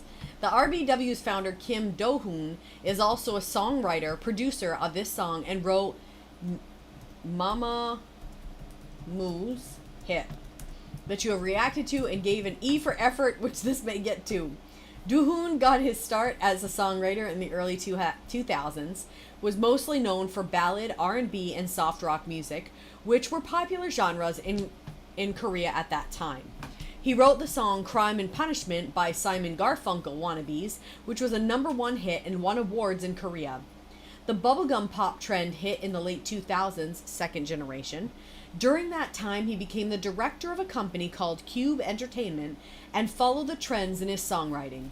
In the early 2010s, he left Cube and formed RBW with another songwriter, Jin-woo Kim. During the third generation, his first group, Mamamoo, became a top-tier group, outperforming some of the industry's top groups. Purple Kiss are a fourth-generation group debuted late 2020. This is their newest song that was released July 25th of 2022 off of their EP, Geeky Land. It also shares songwriting credits with Kang Ji-won. Basically, in the concept, they are witches. Two of them attended a support group for marginalized people, literal monsters, freaks, and telling the other girls about the meeting, they decided to take over a television channel because they don't like how people like them are depicted. It has this is the background for Nerdy? Yeah. For this song? Okay. It has an anti-bullying message. I recommend watching the minute EP intro with the song, which is what you have loaded up. Yep. You guys always wonder about K-pop groups' ages. The oldest is 25 and the youngest is 19.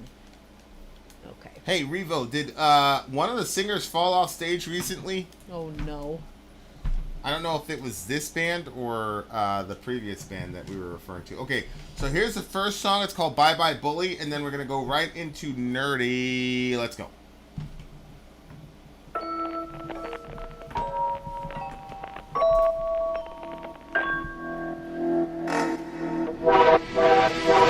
Please don't hurt me like that. Hey, have you gone astray? You make me cry. You make me cry.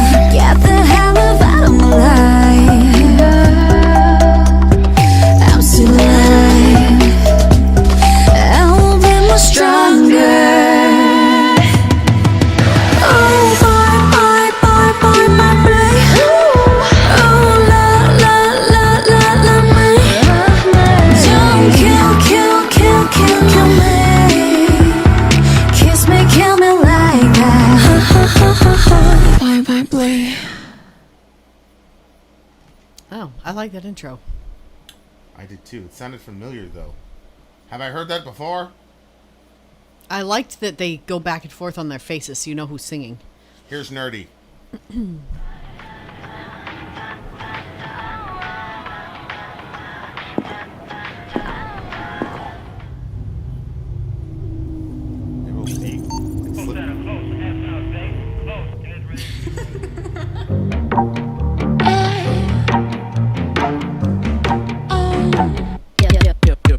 My shirt's big size, 좀 늦은 my hoodie. OOTD, 동그라미 my glasses. Yes, I'm nerd, 난 고집스러운 거죠. But we're gonna take it all.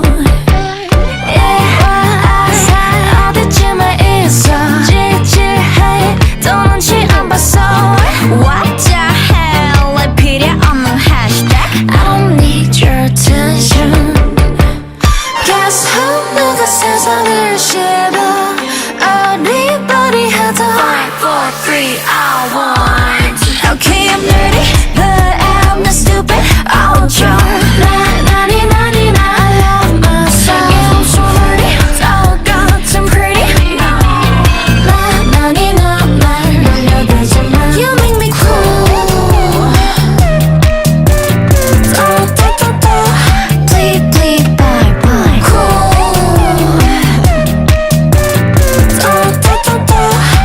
Okay, I'm nerdy. No sex, but trash. No 답이라 해도 돼. 시시해 보여, 또 눈길 가는 덕. Who are you? I'm the queen of the nurse. 유별나 나만의 word. 나를 물음표라고 불러. I'm a weirdo, duck. Who? Let the duck. Who? Here's what you think. 좋아하는 것만 꽂힌 style. 혼자 놀아도 좋아. N-E-R-D. Okay, I'm nerdy, but I'm not stupid. I'm sure.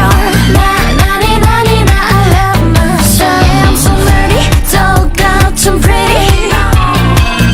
나니, 날 놀려대지 마. You make me cool. Please, crack and bass. Click. All about me, all about me. Kick, dance with me.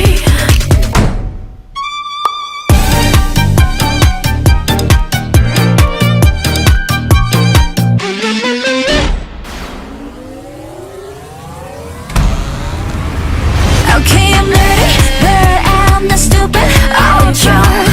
나니, I love myself. Yeah, I'm so nerdy, so good and pretty.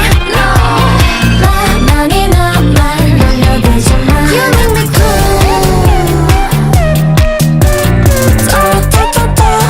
Please, bye, bye. Cool.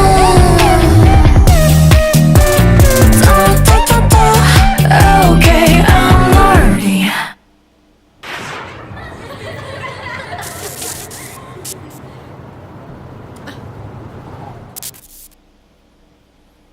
Nerdy!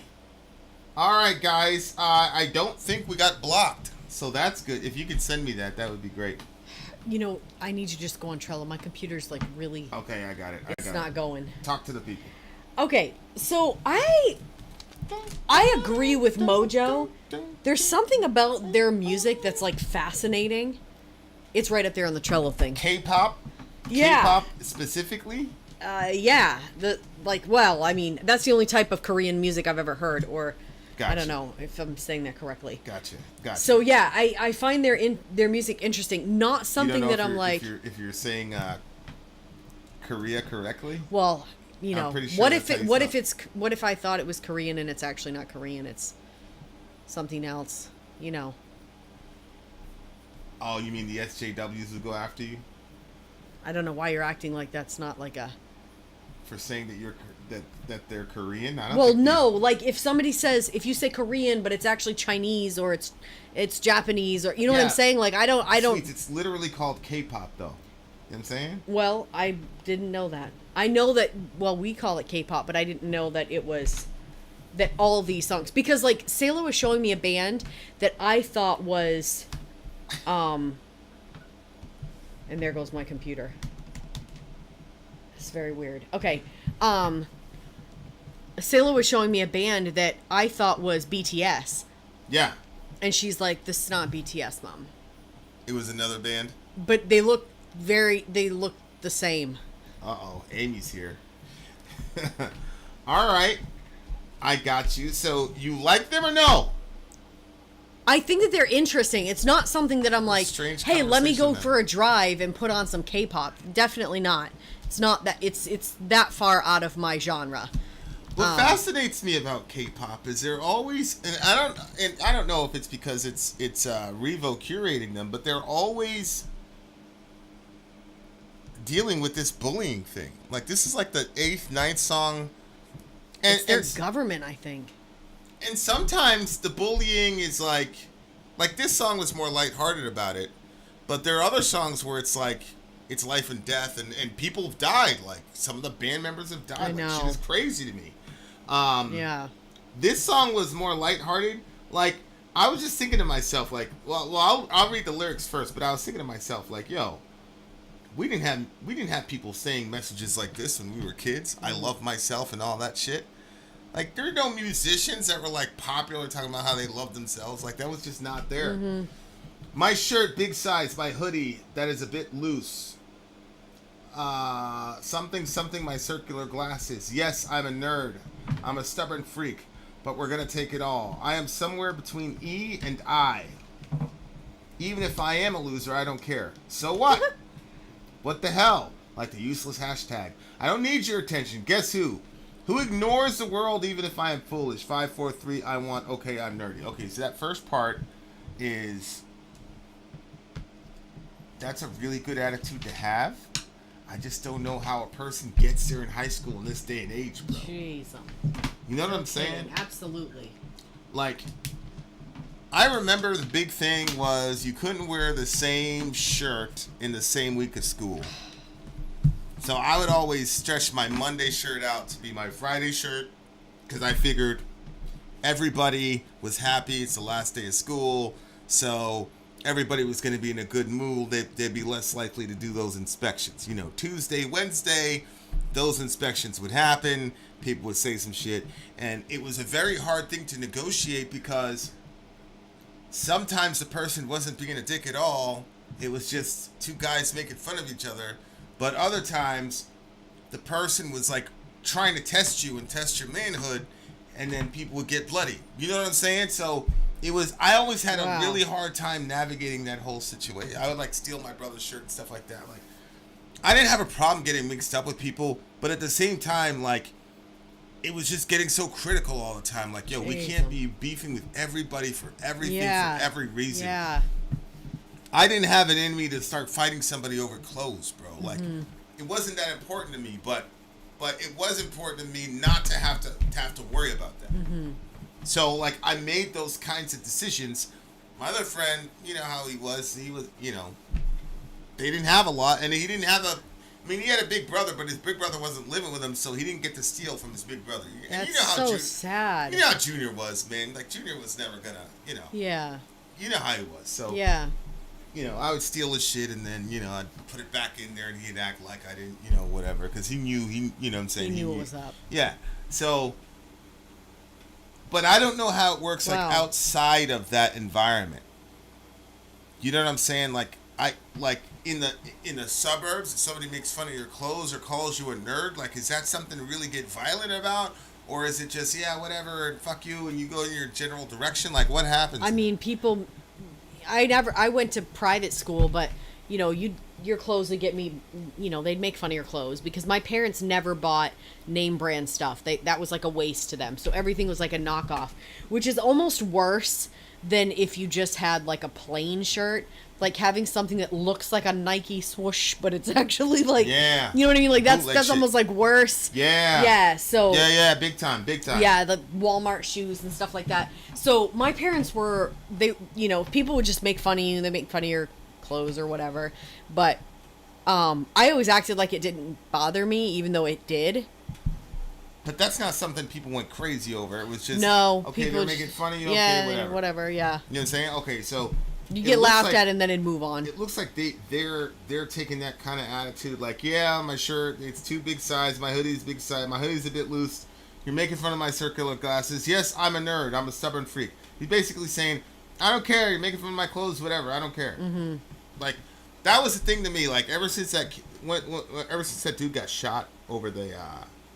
He had a fake gold chain, and the dude snatched his chain right in front of his boys, and he was grilling a dude right there in 149th and Grand Concourse, and the guy just turned around and just pop, and they were carrying him to Montefiore, and obviously he didn't make it.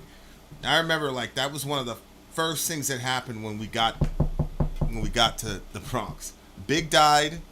My first day of school was on Monday, March 10th, and the only reason I remember it is because Big died on March 9th, and it was a Sunday. But Big died on March 9th, and like 2 weeks later, that dude died. I had just got to meet him, just started hanging out with him at school, and he got blitzed like that over a fake chain. And when that happened, when he died over that shit, I was like, yo, I'm never gonna die over clothes ever. No, yeah. So that's why I was always navigating around that shit, and so that's one of the reasons why when I started to see all that stuff pick up, I was like, all right, I'm going to space this out. These people, the way they're dealing with it, they're going to say, I don't care, whatever. Because it doesn't look like people are getting violent. Yes, we did the Pretty Reckless already, and the name of the Pretty Reckless song was, the Pretty Reckless was the first song we did, right? Yeah. I forgot the name of the song. Yeah, so do I, and I don't have my computer up, so. It's about the world belonging to us. It doesn't belong to you, or something like that. But anyway, somebody, Revo will remind us in the comment section. Yeah, so it looks like it's not like, which actually makes it even more tragic. It doesn't look like these people in South Korea are facing like a physical threat. It's the bullying is so psychological that it gets into the point where they would just rather die. Well, remember there was like that story where there was like that, like one of the girls was in, I think the I don't know, maybe I'm getting the story mixed up. I thought she was like at the airport, and I don't know if she like wasn't wearing a bra or she did something that was like not like following their rules, right? And then like they went after her, and I almost want to say I think that she ended up ending her own life or something. That's over what I'm it. saying. Like we reviewed a couple songs where some of these people have died, bro. It's been it's tough, you know. It's so the way that the ethos of the song, it's kind of like, yo, I'm not gonna let you bring me down. I'm not gonna like kill myself over you. You know, I'm stubborn. I'm whatever. It is what it is, and I'm weird, and I'm good with that. Yeah, like so that's a important. really positive message. So that's important. A really positive and message. that's the thing. Like I just noticed that there's a lot of, and so it went is the name of the song. The other one. But yeah, it just seemed like they go out of their way to create songs that are like meaningful and speak in on those topics 100%. And stuff. They're trying to give the kids some sort of outlet and hope. Yeah, and I think that that's really important, and I really appreciate that about what they do. It's interesting too because they create it in such a way that like they have to do it kind of in code. You know, because if it's too out there, then they could get in trouble. But I noticed that like the American kids that listen to it, they don't really have a clue of the context or what's going on, which you'd think that they would know. Yeah, I'm not sure. I mean, I'm just talking about our kids don't, but our kids are not. You know what I'm saying? Normal kids. You know, Selah's very much into it, and that little cruel people she is too, and none of them know. Yeah, that's what she was saying. Because I was telling her about it, I was like, you know, these people are putting out really significant stuff. Amy, can you take care of that individual? Thank you. Yeah, my computer's all bogged, so I can't get there. Amy will handle them. Amy will send them off. She can't report them, though. That's why I'm trying to get in there. She can't? No, the mods can't report. I don't know why. You have to be like... She can banish them. Okay. But I like to report them. Yeah, the music is fun, and it's very accessible. And I suppose that... Here's what I think. I think if you're like Selah and her crew and you don't see the deeper meaning behind the lyrics and you're just having fun, then great. Mm-hmm. what's still popularizing their music. It's great. Well, it's great to me because that tells me that they're probably not in a situation where they need those lyrics. So they could just like sing them mindlessly and like the beat and the dance because they're not facing that kind of abuse. Yep. Conversely, if a kid was facing that kind of abuse every day at school, and you know, I'm a big believer. I just had this conversation with a family member of mine about how important it is to repackage verbiage, because sometimes verbiage just gets ruined. And we use terms like bullying, and so when you get a phone call and it says your son is a bully, blah blah blah, it's a completely different phone call to hear your son is abusing children at this school. Yes, I agree. Because that's what the fuck bullying is. Yeah. And I could tell you guys that some of the shit that these kids are calling bullying are, you get certified for enhanced interrogations. Let's say it that way. Somebody called you up and said your daughter's torturing other kids at school, that would probably be so far out of it that they, you know, it wouldn't register. Yeah. But I know for a fact psychologically some of this shit is military grade stuff that these kids are enduring at school. Like, I don't think people understand that. So I think the term bullying, like, you hear bullying, anti-bullying campaign, I think that that's great. But I think what it does is it destigmatizes the bully. Because now we have this thing in our head of a bully as like this harmless person who's just mean, just particularly mean. But when you hear abuser, that's something else. And I think too that also that word would also trigger some accountability for their parents, because if your kid is out at school abusing other children, what the fuck is going on at home? And we know what's going on at home 9 out of 10 of the time. So that's why, like, to me, it's like we should recast this stuff, because I agree. When I was in school, I'm fine with the term bully, because anything that would happen, generally, whatever, boom bap, you get an eye, Jimmy, whatever, me and you have beef forever or whatever, but there's a new subject at the lunch table. Now, with these kids, this shit never goes away because everything is on the internet and they're constantly being reminded in all these different ways. Like, so that's what I'm saying. Like, it's back in the day, the term bully was okay because it basically communicated something, but now this is something different. Yeah, this is something completely different. This is abuse and psychological torture, in my view. In my view, that's what it is to me. Especially the sexual stuff that these kids are doing to each other. I totally agree. I guess parents are now like banding together to make pacts, and the parents are like making pacts within school classes where you all make a pact where you're not going to let your kids on social media. So then it's not like the majority is, and then your kid's the one out. Like, all the parents are saying, no, none of our kids are going to be on social media. Yeah. So then it prevents a lot of I think that's a good sentiment to have, but I also think it's bullshit, because the kids are going to be a lot more intrepid with the internet than their parents are, as a rule. So I think that that's something that makes them feel good. What they should do is say, we're going to hold each other accountable when our children are abusing other people's kids. That's the real issue. It's not, you can't blame Facebook for it. It's your fucking horrible ass kids that are tormenting other kids at school. And like I said, I can't relate to it emotionally because it's never happened to me, because I don't send my kids into that environment. But man, and that don't even like get me started on people. You know, people would talk about, oh, socialization. What about socialization? You homeschool your kids. Like, are you out of your fucking mind? These kids turn into sociopaths by the time they're out of 12th grade nowadays. Get the fuck out of here. Our kid was just giving a speech at some. Oh yeah, I'm not even gonna talk about that because Dorian's an outlier, and we can't take credit for Dorian because Dorian's just a freak. He's just weird. But my point is, like, that's a good idea. Like the pact at the school, like, we're not gonna let our kids use Facebook, which kind of means that Facebook is the problem. Like, if you have that many parents at school, what you should say is, hey, listen, if my kid starts abusing your kid, let me know. Yeah. And I want to know. And I get wind of it, or you get wind of it. I don't give a fuck who gets wind of it. We're gonna handle We're gonna handle business. Yeah. And I'm gonna bring my kids to school, and we're all gonna sit down together, and we're gonna have this conversation. Fuck all this shit about. Like, again, this is a suburban solutions to problems that don't do anything. Well, I thought it sounded like a no, good I mean, it was a idea. nice sentiment, but like, you just have to assume that your kids are going to beat you on the internet. And when it comes to electronics and technology, unless you work in the field, your kid's going to be better than you. They've got 5 or 6 other apps you don't even know about. They're going to be better than you. Yeah, they were saying they weren't going to give them phones until whatever. Ridiculous. But you're bullshit. Yeah. Of course, you're going to give them phones, because what happens when you hear about Uvalde? Right. What's the first thing you're going to do? Right. If your kid doesn't have a phone, he's got one now. Yep. There's no way. I don't think I think the other route of recasting it as abuse. Yep. And then going from there, I think. Yeah, is very I agree. important. I agree. You talk. I mean, hell, man. Can you imagine being an LGBT kid right now? No. In Florida? No.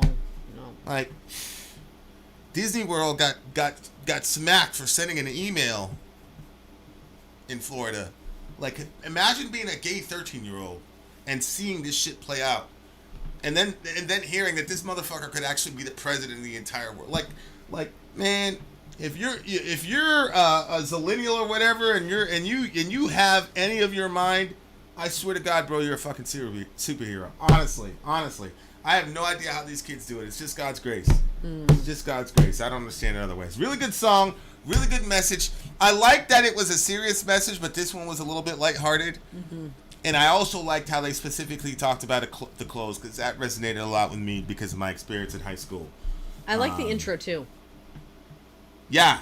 And now it switched from faces, so then you were able to see who was doing 100%. I have to say though, it did make me think, wow, that must be fun to be on a little panel of all other female vocalists. You know what I mean? Yeah.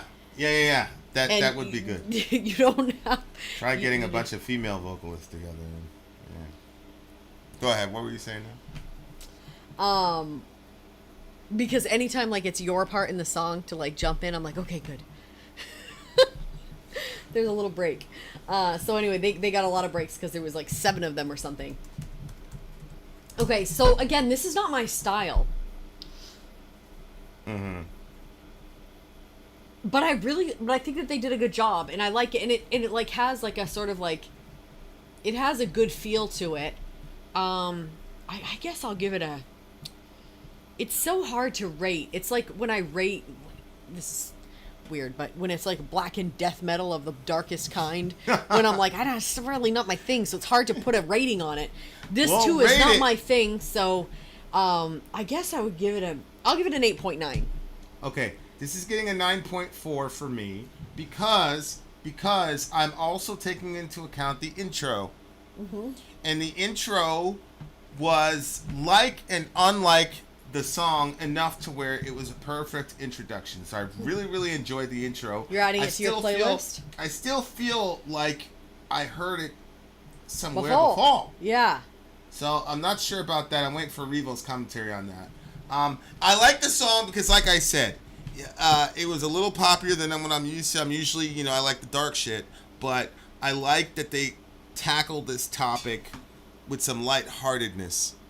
Even though I do believe there's space for the heavy shit too when it comes to, bullying people and destroying them and things like that. So I really, really appreciate this band. Hopefully, the girls really like this band, and can shovel the music that way. It's not Christian, but it's also not I'm gonna shake my ass or whatever crazy shit that they're listening to now. All right, 9.4 for me. 8.9 for me. That's because Soraya's horrible. She's not really a Christian. Then out. Sorry, out. Gone. All right, then, listen. We have more songs on the way. Commercial break. We shall be right back. We shall return. Dun.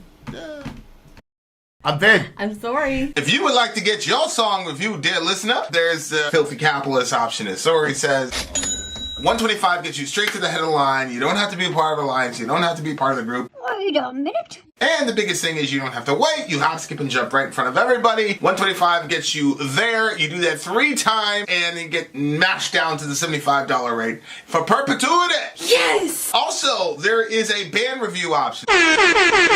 So if you've got a band and you're trying to get your band some exposure, hit me up at sori@gmail.com, and I'll show you the details about how to pull that off. You can also jump on Patreon, and there is a option on the tiers to be able to get your band reviewed. Obviously, we can't lie to you you, so we can't guarantee a positive review. Get what you get. It's just rubbish. Rubbish. Rubbish. That's British for garbage. My favorite is the community option. $1 at the gate gets you in at Patreon. You get to join an alliance. The alliance joins their points together, and that helps determine what songs that we do. The alliances hang out on Discord. Message me on Patreon to get the link. And they do all kinds of other cool things. They do Minecraft, Dungeons and Dragons. Yeah. It's really a community within the community. Anybody can go in the village, facebook.com/sori. There's 160,000+ people on the channel. What's cool about the Discord is that it offers a real opportunity for community connection, friendship, that type of thing. And it's on Discord, so if you're not a Facebook person, it's for you. You start off at $1. Right. Plus you get exclusives. Sori and I are working on a song. So the first 15 seconds of that was on Patreon. Also, at $15 tier and above, when we actually debut the video, they're going to be there live with us. There you are, dear listener. Buy our merch. Buy our merch indeed. A child will lead them. To buy our merch, Yes, the dear Revo listener. stream. Yes, dear Trendy listener. and relevant. Yeah, can Revo is currently, he holds the title of DJ of DJs. This does not mean that we It's have... still in our glove box, Revo. Yeah. Oh, I just reminded you of that, right? His reward, his handsome reward. His reward. You know, I only think of it when the post office is closed. Yeah. I bet you do. I bet Okay, you do. so how do you say this? Aspa? Espa. Girls is the name of the song. This was released in July 7th of 2022. And is the lead single of their second EP, Girls. It is released by SM Entertainment and distributed internationally by Warner Music.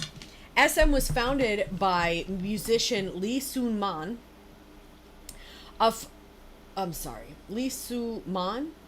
folk rock musician that got banned by the TV networks. Honest to goodness, when I'm reading this stuff, I'm thinking about, have you ever seen those things where they like write something that's like super offensive, but the person is just like in reading mode, so they like read it off, not realizing like what horribleness they, but then I'm like, this is Revo. Revo wouldn't do that to me. You know what I'm talking about? Oh, yeah. I know. A folk rock musician Kai that got in the house. banned What's up, Kai? by the TV networks in 1979 for releasing a hard rock album.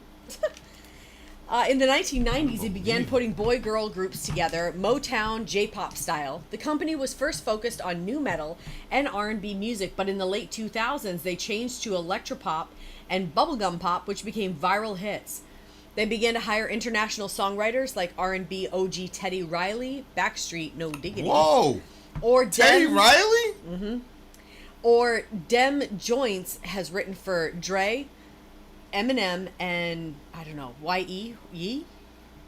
They have their Korean producers take these songs, work with them with the idols, and add Korean lyrics.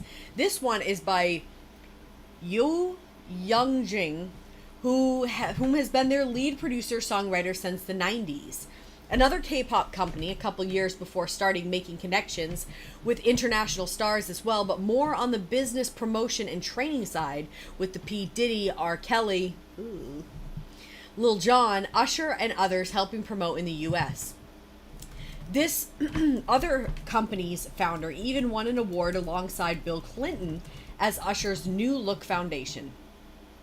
In recent years, SM has moved to a more experimental electric pop sound that K-pop fans call noise music. Their groups are in a shared fictional universe, and each song tells a part of the story to which I have added a definition sheet of terms used in their narrative. aespa is a fourth-generation girl group, new groups. In this song, they are fighting a being called Black Mamba. This is the end of that story arc. The two oldest ones are 22 and the youngest is 20. The leader, Karina, the one wearing the Alaja t-shirt, is Catholic. Okay, so he has, if you open up that thing, babe. Yeah. You'll see that he's got the lyrics, and then he also has a breakdown. He has a couple of different things attached. So we've got the lyrics, and... Yeah, there's a couple things attached to this. Yeah. Are we supposed to show them all? And how no, it's just for our reference. Okay. So in the song, they're gonna say certain things, and what does it I mean? see, right there. There's a Which key. you can put it. Yeah, you can put it on the screen if you want. The dictionary. That's All not right. the full thing, FYI. It goes to 13. Huh. How do I download? Where's the download key? Well, no, you don't have to download it. Just click on it. Okay, I'm clicking on it. Then what happens? It's not opening. There you go. Okay, there it is. Okay, all right, here we go. All right. You guys are gonna get the hookup now. You guys are gonna get the hookup. Okay, the album cover. You know, I like the way that they dress. It looks like they're still TLC-ish. You don't know anything about TLC, but it's a TLC type style for sure. It looks like kind of stuff that was popular when I was a teenager. That was at that rave store. Yeah, Hot Topic. No, it was called Rave. Oh, We weren't literally. allowed. Hot Topic, I don't even think was around, and if it was, we weren't allowed in there. Oh, I see. Okay, Ye is what Kanye West goes by now. So if he said Ye, that's okay. Kanye West. All right, here we go, guys. Girls by Espa, I think is the way we're pronouncing it. Let's check it out, shall we? I think, wait a second. Is this another one of those things?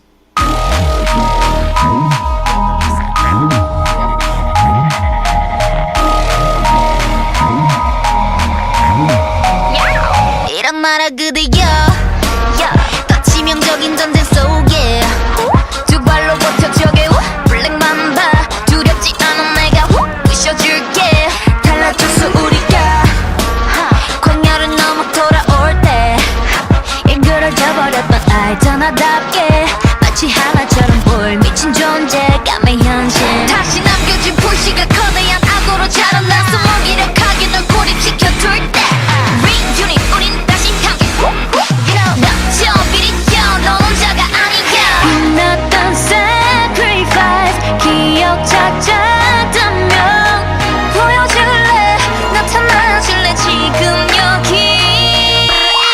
따라와 지켜봐 뭘 봐 We coming 소리쳐 들어봐 불러봐 We coming 혼돈 속에서 피어나 With a 두려움에 맞서 그런 용기 언제라도 우린 together We them girls, we them girls, we them girls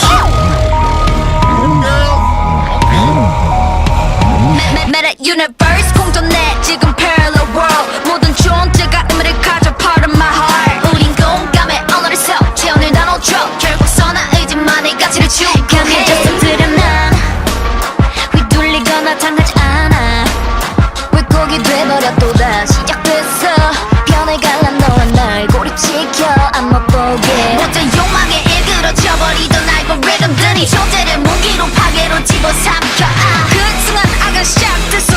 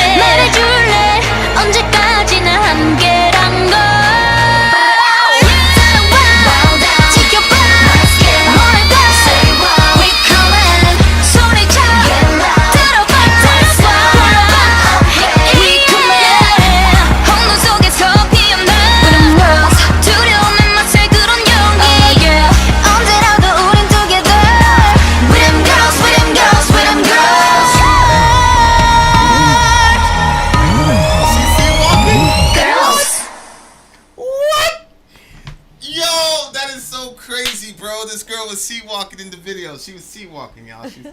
What in the world? That is crazy. I like this one way better than the other one. I agree. It has some attitude to it. We them girls. They just came and just took our culture, bro. See, I never understood that whole like cultural appropriation thing. Oh, they're stealing our culture. Like, what do you mean? Like, that's. I feel so honored, like as a person, like that invented this, that like was part of the group that invented this culture. That now it's all over the world, and you got I never understood that either. Using like hip hop, you know, and they got their own style, and they're like distinctly like. I could definitely tell they're a K-pop band, whatever, but there are definitely some hip hop elements in there for sure, and I'm so proud that, like, bro, I was in the Bronx where this shit started, man. Like, I was there in the Bronx where rap started, and we created so much culture, and like, what's crazy to me is that if you go to Manhattan, there'll be Black Israelites up there, and you guys know I've like crossed swords with the Black Israelites a couple times, but like. You know, they've got this giant doctrine that the American black man is, whatever. We're the chosen people, and white people, and Asian people as well. Asian people are the. Do you know what the thing that Black Israelites say about Asians? They say that they're the Moabites. Oh, so really? when Lot slept with his daughters, or his daughters assaulted him, actually. And the kids that came from that, those were the Asians. That's what they say. But anyway. What they were saying was, if you guys don't think that you guys are like God's chosen people, how is it that you could be on the side of the street in the Bronx and then everybody's acting like you? Everybody's dressing like you, talking like you, rapping like you, blah, blah, blah, blah, blah. And so they were looking at that as an evidence of like our superiority. Then I get into like liberal leftist spaces, and when white people start emulating us, they go, that's cultural appropriation. You should be insulted. That's white supremacy. How dare you wear dreadlocks? Blah, blah, blah, blah. I'm like, what is this? Like, when where we're from, when we see this shit as global, we're like, oh, this is amazing. We're unbelievable. But not everybody's like that. But then as soon as it gets into the hands of the liberals, it turns into something bad. Yep. Like, I love it when I see white people with dreads. I love that shit. I love seeing Korean people do hip hop shit. I love seeing her sea walk. Like, I love that shit. That's amazing to me. Even the attitude, we them girls. Like, you ain't no good. Shut up, man. You ain't no gangster. But I love it. I love it. I'm like, holy shit. Like, this is amazing. This is unbelievable. I don't know. I really love the song. I never understood the cultural appropriation stuff. Like, I never understood like being mad that people admire your culture so much that they want to emulate. I always thought that was weird too.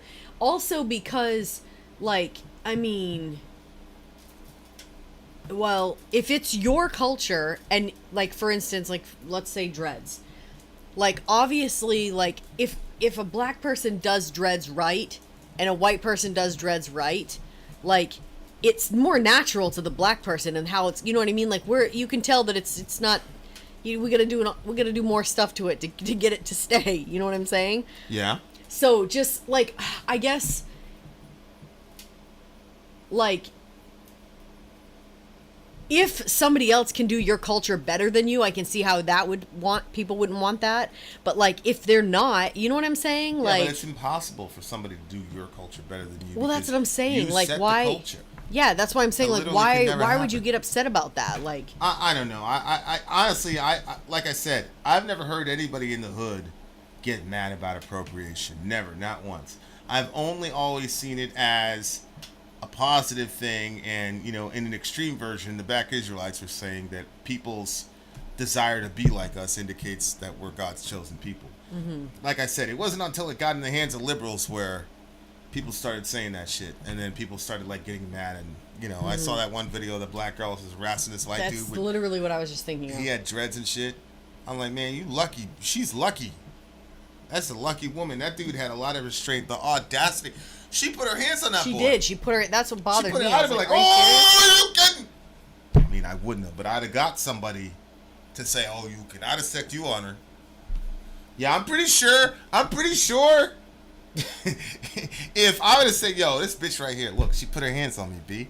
I think you'd have took care of business. I think you'd have wrecked shop. She would have I wrecked would shop. not, yeah. Anyway, I love this No. song. I love the attitude of these girls. They're very, very young.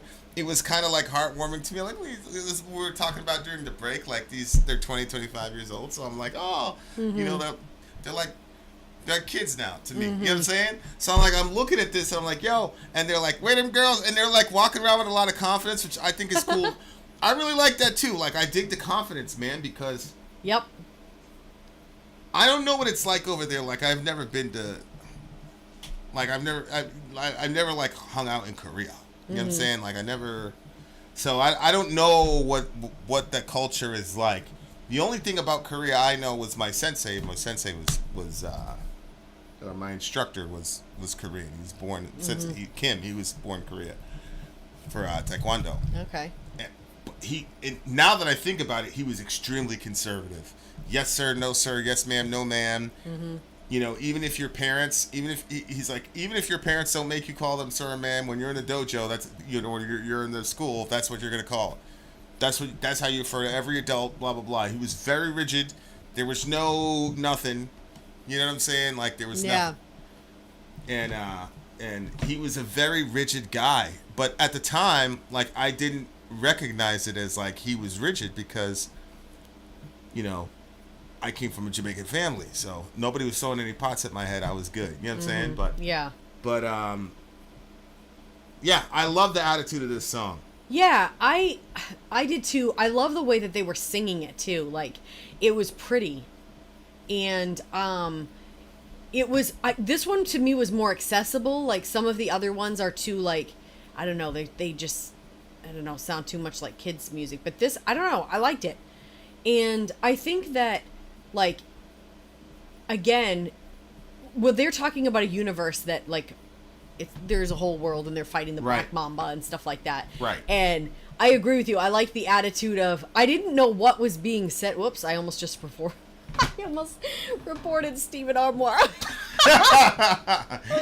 The guy with the brilliant British voice. I know, I almost reported it. That's so funny. For pornography. That would have been so sad. Anyway. So yeah, you made like this giant deal. I was like, what was said? I didn't even know what was said. And then like I pulled it up and I saw, oh, okay, we them girls. I'm like, oh, okay, yeah. That's some gangster shit. Yeah. It's originally like we them nicks. You know what I'm saying? Yeah. So this is some sort of interdimensional sort of sci-fi type of situation where so you start with an AE, which is an alter ego built from the human data that had been uploaded every day. Like, remember they talked about phasing between the worlds and all this, and they said that every being is valuable or something like that. And that's why we speak in sympathetic words or whatever. Did you remember that lyric or no? No, I didn't. Well, you have to look at them again. Okay. She said every being is valuable, or every life form is valuable. I think she said something like that, and that's why we speak in sympathetic words or something like that. That's cool. That was a pretty good meta universe exists now, parallel world. All beings have meaning, part of my heart. We use sympathetic words and share the body temperatures. In the end, we only pursue the value of goodwill. I finally became stronger. I don't get swindled or hurt. It's distorted. It has started again. Make ideas. Isolate you so that we can't see ahead. So see right there where she says, all beings have meaning. That's a good line. Yeah. All beings have meaning. Part of my heart. That's such a powerful phrase, man. Yeah. Because where I'm at right now, I think I'm about 65%. I need 2 more books. You know, I've got to find a materialist that like a strong materialist that argues, is aware of the issues with materialism and then can argue against it. Because right now I just saw a bunch of physicists and they were materialists and they didn't do a very good job. They basically said, yeah, it looks like physical stuff really isn't here, but eventually we'll be able to find another mathematical formula that could actually validate that we have standalone, physical objects. And I was just blown away. I'm like, I cannot believe that this is common knowledge among a group of people. Can you say it again, what they said? They're essentially saying, mathematically speaking, we're having a hard time justifying the idea that this exists outside of my perception. So, you know, in the same way that if you look at the earth, it looks flat. Yeah. Or if you look at colors, you believe they're really there. Or if you believe that the earth is spherical, you phenomenologically experience it as being stationary. And so science has to tell you all these things that are massively counterintuitive. You're not stationary. Yeah. You're spinning around, actually, at pretty Yeah. high rate of speed. None of the colors that you see are real. You're hallucinating them. And the earth is not flat. But all of these things, the sun actually doesn't move in this. It doesn't rise in the sky. Right. Like, so all of these You mean things... it doesn't set in a pool of mucky water? A pool of murky water for Dualar Kanain. If you know, you know. So, like, all of these, like, crazy scientific... So now, when I look at sci-fi, I'm like... You can look at it as sci-fi, or you can look at it as prehistory.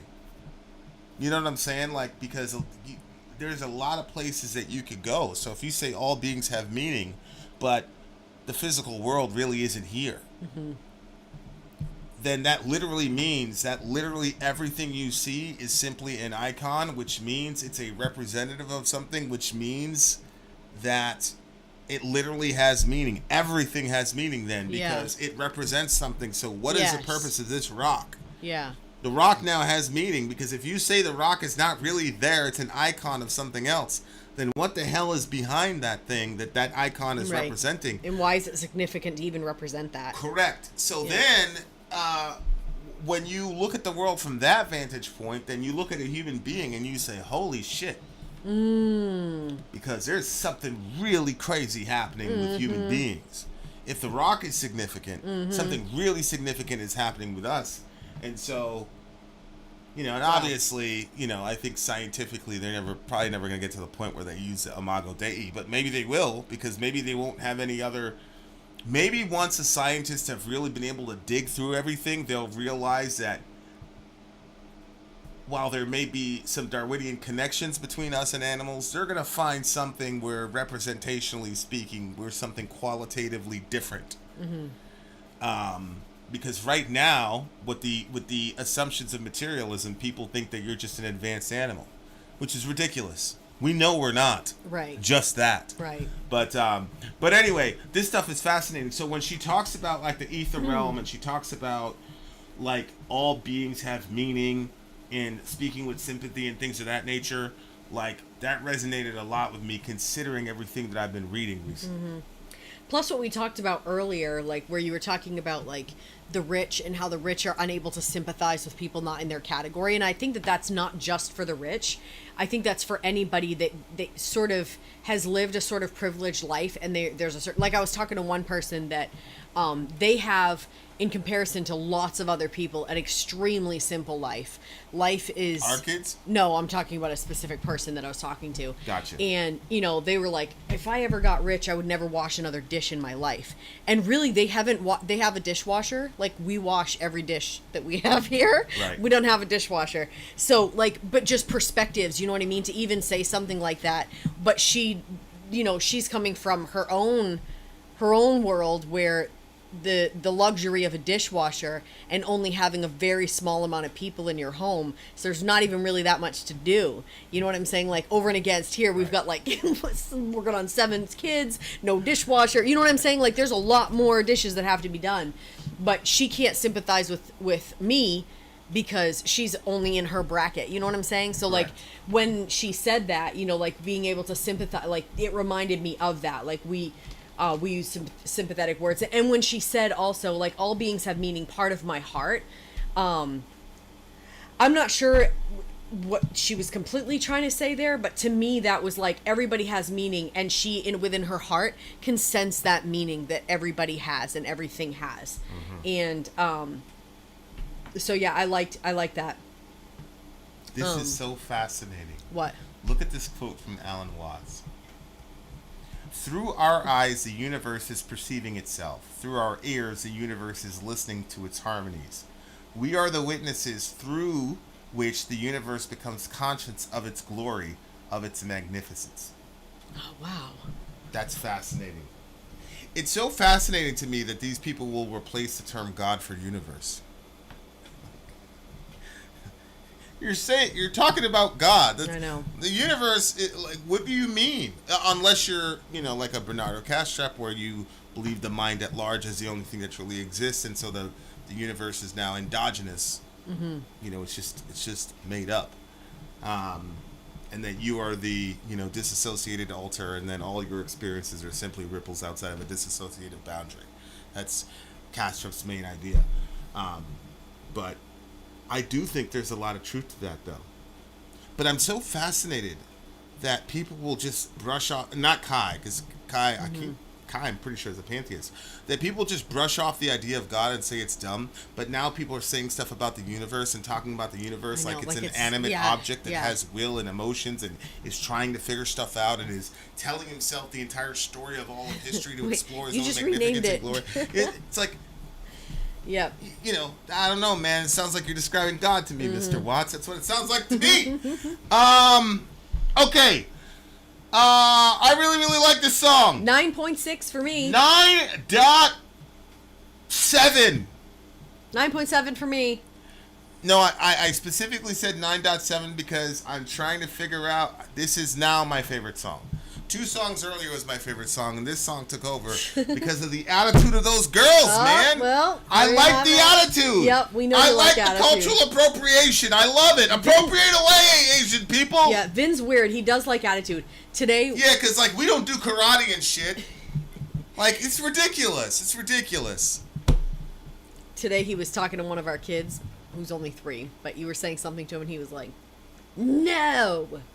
And it was such a horrible response. I think you were like, hey, what are you doing, or something like that. And he was like, no. And I saw you look over at him, and you had this smirk on your face. I'm like, he liked the attitude. I do. I do. No, he wouldn't even look at you. He's like, no. No. Okay, Vin likes attitude. I like the attitude. I don't like people that are just compliant. It's true. You I used to love giving you attitude. We have more songs, dear listener, on the way. She doesn't give me attitude anymore. Vin out. Sorry, Gone. What a world. Okay. Commercial time. Commercial time indeed. M Death Fan in the house. Gang, gang, gang. My Chemical Romance is next. My Chemical Romance. We continue, bitches. I'm Vin. I'm sorry. If you would like to get your song reviewed, dear listener, there's the Filthy Capitalist option. As Sori says, 125 gets you straight to the head of the line. You don't have to be a part of the alliance. You don't have to be part of the group. Wait a minute. And the biggest thing is you don't have to wait. You hop, skip, and jump right in front of everybody. 125 gets you there. You do that 3 times, and then get mashed down to the $75 rate for perpetuity. Yes! Also, there is a band review option. So if you've got a band and you're trying to get your band some exposure, hit me up at itsori@gmail.com, and I'll show you the details about how to pull that off. You can also jump on Patreon, and there is a option on the tiers to be able to get your band reviewed. Obviously, we can't lie to you, so we can't guarantee a positive review. Get what you get. It's just rubbish. Rubbish. Rubbish. That's British for garbage. My favorite is the community option. $1 at the gate gets you in at Patreon. You get to join an alliance. The alliance joins their points together, and that helps determine what songs that we do. The alliances hang out on Discord. Message me on Patreon to get the link. And they do all kinds of other cool things. They do Minecraft, Dungeons and Dragons. Yeah. It's really a community within the community. Anybody can go in the village, facebook.com/Vin and Sori. There's 160,000+ people on the channel. What's cool about the Discord is that it offers a real opportunity for community connection, friendship, that type of thing. And it's on Discord, so if you're not a Facebook person, it's for you. You start off at $1. Right. Plus you get exclusives. Sori and I are working on a song. So the first 15 seconds of that was on Patreon. Also, at $15 tier and above, when we actually debut the video, they're going to be there live with us. There you are, dear listener. But then I was like, you know what? Our merch indeed, a child shall eat them. To buy our merch, My Chemical Romance is up next. The Foundations of Decay on the Trendy and Relevant stream for Mr. Revo. You've listened to this band's song, Welcome to the Black Parade, and This Is How I Disappear, on your Rockathons 2 years ago. This song was released May 2022. What's the matter? Just go ahead. This song was released May. I just feel like you're going to turn off my air conditioner. This song was released May 2022. Oh, excellent. And by Reprise Record, which is under the Warner Music Group. You've been killing me. I've been wanting to open this since it showed up. We have a gift, dear listener. From the big homie Kai. From the big homie Kai. So we're going to open this gift. Then we're going to read about our DJ Revo. He's got some information to share with us about what the band we're currently about to see. Reread it, but I think this is another book from the big homie Kai. The name of this book is The Nordic Theory of Everything in Search of a Better Life. Okay. Anu Partanen. All right. The Theory of Everything. Okay. That's Kai, I'm telling you, I've got that other book. It's literally, I have my Bible. Okay, no, I have my notebook that I've been writing in. I have my Bible, and then on top of that is the tree book that you sent. And I'm like, I was sitting out in the woods, and I had other things that I had to get accomplished, but I really wanted to be reading that book. And I was looking up at all the trees, and I was remembering what you said, like how they're grouped in families and stuff. And I was like looking around, and I could see like, here's the oak tree and all the little babies around it. And then it was really cute. Yeah, I was like, I can't wait to tackle that book. But it's just, right now our older kids are on their all mini vacations, so I'm washing all the dishes and cleaning the laundry and taking care of the kids and cooking the meat. It's a lot. All right, so no time to read. My Chemical Romance. My Chemical Romance, The Foundations of Decay. And he said, you've listened to this band's song, Welcome to the Black Parade, and this is How I Disappear. On your Rockathons 2 years ago. We did do that. The song was released in May of 2022 by Reprise Record, which is under the Warner Music Group. Okay, right, guys, here we go. Here's the lyric video. Did he... is there any... If you didn't switch the same audio as the audio... Foundations of Decay. Okay, so I think we're just doing what they're doing. Yep, so we've got already, the lyric video we're all set up. Guys, let's check it out right now. I like scenes like this. Me too.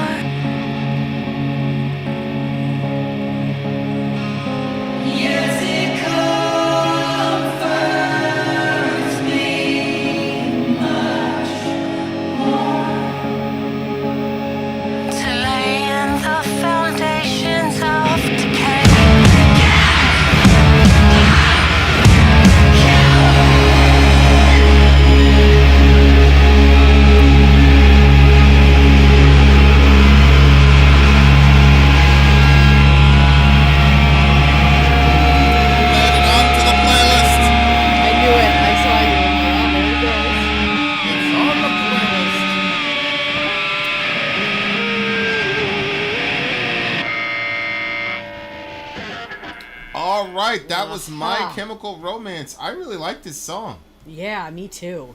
This dude is a badass. He can write. He can write his ass off. What did you think the song was about? It seemed to affect you pretty deeply there. What was going on with you? I just decided I wasn't going to watch the lyrics and I was just going to feel it. And I just was really feeling the song. Like, what they did with it vocally, where it was going musically, it just packed a lot of feeling. And I was just feeling it. Some of it I saw a little bit of, but I don't know. It just seemed like it was going to be... You saw a little bit of what? The lyrics. I saw a little bit of the lyrics, but... It looked like you liked the chorus, particularly. You're really jamming to the chorus. You're singing along. But go ahead. What are you trying to say? Yeah, again, I wasn't focusing on what the words were saying. I was just focusing on... Like, a lot of times that's how I like to listen to music is, you know, just feeling it and then looking into the lyrics later once I get curious about it. So I knew you were going to go into the lyrics. So I was just enjoying... let our bodies lay while our hearts will stay. Let our blood invade if I die in pain.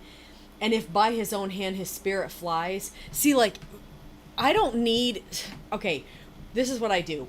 I don't need to know what the lyrics are saying. I'm just going to take, like, a couple of the words and I'm going to create my own thing. So when I hear spirit flies, that creates something. It sounds like he's talking about if by his own hand his spirit flies. In other words, if he kills himself. But that's not how I'm looking at it. I'm looking if his spirit flies as something spiritual, and you know, like, I'm not gonna go into that on this channel. So yeah, I was having my own experience with it that I don't want to explain. Yeah, that makes sense. He was there the day the towers fell, and so he wandered down the road, and we would all build towers of our own, only to watch the rooms corrode. But it's much too late, you're in the race. So we'll press and press till you can't take it anymore. Let our bodies lay while our hearts will stay. Let our blood invade if I die in pain. And if by his own hand his spirit flies, take his body as a relic to be canonized. Now and so he gets to die a saint, but she will always be a whore. I didn't understand what that part meant. But for me, like, when it hit that point, I was like, you know, just the way that, like, men and women relate to each other, and like how, you know, for instance, I don't think that this is what he's talking about, but I'm just like, you know how if a guy goes with a bunch of girls, he's a player, but if a girl goes with a bunch of guys, or even half the amount of guys that the guy went with, she's a whore. Just like that. So he gets to die a saint while she'll always be a whore, like that sort of what women have to face. But I don't know what in this song he was trying to... That seems to be very specific to me. Mm-hmm. Like, to a situation. Like, sometimes these guys are like... Jay-Z talked about it. Like, it happens a lot with rappers. Sometimes they're talking about something, like, very specific relative to a person, but they won't... You know, the audience won't know. So that might be a situation. I see.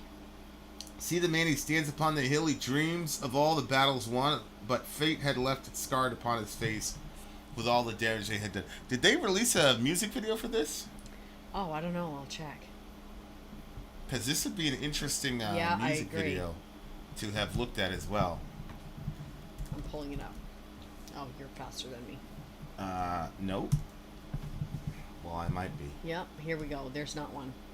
Yeah, that's it right there. There it is right there. What? Yeah, but... That's the official video. Yeah, I don't think it's going to be a... But it's not really... I don't think it's a video. I think it's gross things I don't like to see. Ooh. Yeah. Ooh. Yeah. No. Stop looking at it, Yarasu. Well, I tried to look away and I looked at your screen and friggin' it's up on your screen. It's a fascinating video. Yeah, okay, not for me. I don't like that at all. It's a very fascinating Disgusting. video. Okay. All right, so keep talking. What else? No, you were talking, and you were saying it seems very specific to a certain situation, so you're not even sure that you can totally get the context of that. Well, when he talks about you know, he's gonna die a saint, basically. He's gonna get canonized, but she's always gonna be a whore. I do. This to me, I'm interpreting this as a soldier. For whatever reason. Really? He stands up on the hill. He dreams of battles won. And then he said he was there the day the towers fell. Mm-hmm. And for me, you know, that was that was the day of days for me.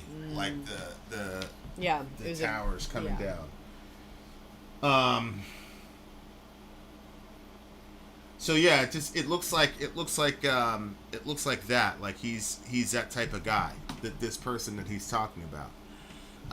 So he dreams of all the battles won, but fate had left the scars upon his face with all the damage they had done. And so tired with age, he turns the page, let the flesh submit itself to gravity. And the music is about the music video is just a bunch of flies, which signifies death. I'm assuming, you know. That's what that was, a bunch of flies? Yeah, that's what he said. He was there the day the towers fell. He basically started the band right after 9/11. He was there in New York working his job when he decided that he should follow his dream. Wow. So there you go. So maybe this is he's talking about himself? Maybe this is metaphorically talking about the band itself. See what I'm saying? And we will all build towers of our own. And that's why at the end he says, "Get up, coward," which is probably him talking to himself to rejuvenate the band, because the band had like a comeback. This is like a comeback for them. They haven't recorded in a while. Mm-hmm. And this is a hell of a song. Yeah. To come back out with. I mean, that's pretty insane to me, that you could form a band like this after 9/11. I guess they got big for a while, and then they kind of jumped off the horse and then jumped back on. So maybe this whole thing is about, maybe it's a metaphor for the battles that they fought, you know, as a band, you know, using the war metaphor to go there, and then talking about himself as the anti-hero, you know, against faith, against all odds, against change, we are free. He says, you must fix your heart and you must build an altar where it rests. See what I'm saying? Like, the way that he wrote this song, like, it really can go a lot of different ways. Hella wisdom. Yeah. Hella wisdom. You must build an altar where it rests. When the storm decays in the sky, it rains. Let it flood, let it wash away. As you stumble through your last crusade, will you welcome your extinction in the morning rays? And as the swarming calls, we lay in the foundations. So, let me just say that this song is extremely meaningful for me, and it's definitely a song that I'm going to listen to again, and it's spiritual to me, which that always gets the highest ratings for me, and it's, I don't know, it's got a certain raw realness to it that is palatable but also unattainable. I don't know. I really like it. I really, really like it. This dude is talented as hell. He also wrote the comic and the series Umbrella Academy. You know, I was just looking at that and wondering if I should watch it. Unbelievable. Because we started watching it, but it was like, wasn't it too, like, gross for the kids? I don't remember Umbrella. I remember I think we started it and it was too violent for the kids. I don't really like stuff that's violent. Oh yeah, it's the one with Elliot Page. Yeah, okay, I know what that's about. Holy shit! Yeah, we should probably start watching. Me and you can watch it. Be another show. I really like that show we're watching on. So do I. On you I'm do? I'm curious. Yeah. Oh, okay. I'm so tired these days. I hear you. Well, this guy is okay. So I think this is about like himself. I think this is what he's talking about. Like, yeah. I think he's talking about like the struggles of. Like in the beginning, for example, tired with age, he turns the page, let the flesh itself submit to gravity. He's basically going to let the band die. Like, okay, we had our time, blah, blah, blah. Mm-hmm. And then it's sort of like the death and resurrection type situation. But through the journey, he comes to this conclusion that something is wrong with your heart. Yeah. I really like the outro, too. The outro was unbelievably beautiful. He said, yes, beautiful. it comforts me much more. Yes, it comforts me much more to lay in the foundations of decay. But then he says, get up, coward. Right.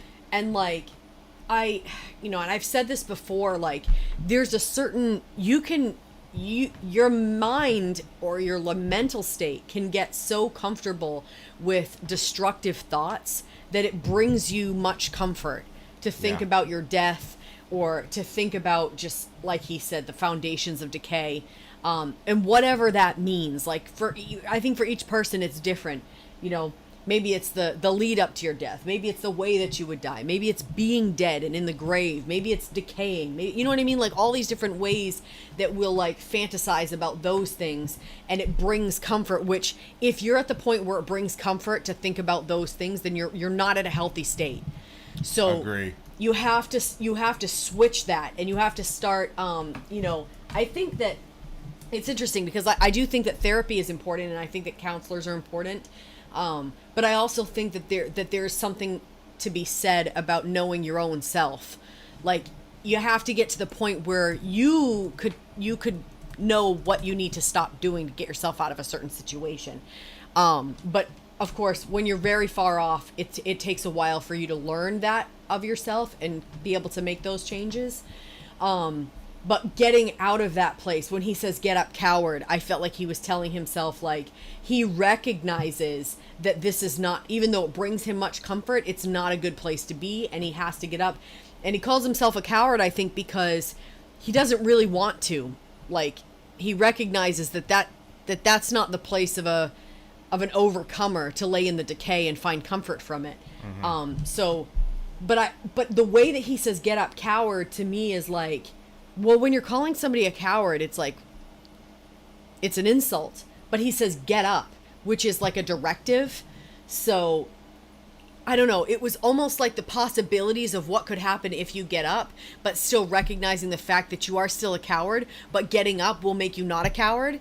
So you're a coward in the moment that I speak this, but the moment that you get up, you're not like that anymore. Right. So make those changes today. And, you know, people around you, when you start making changes for the better and you start like doing things to get yourself out of that slump, people around you might not recognize it because they're still going to expect you to be the same person that you've been for, you know, however many years.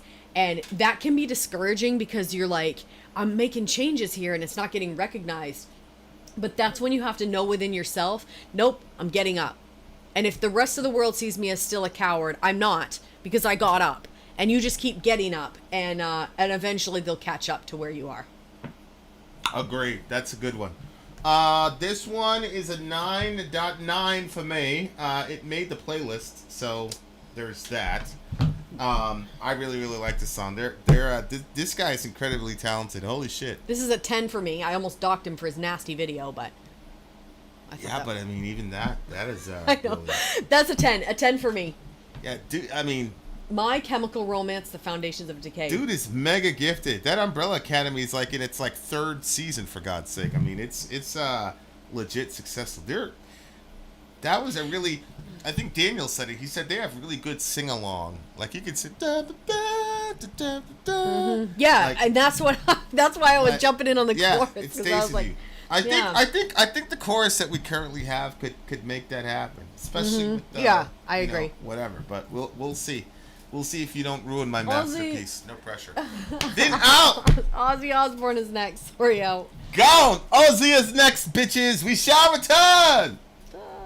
Turn.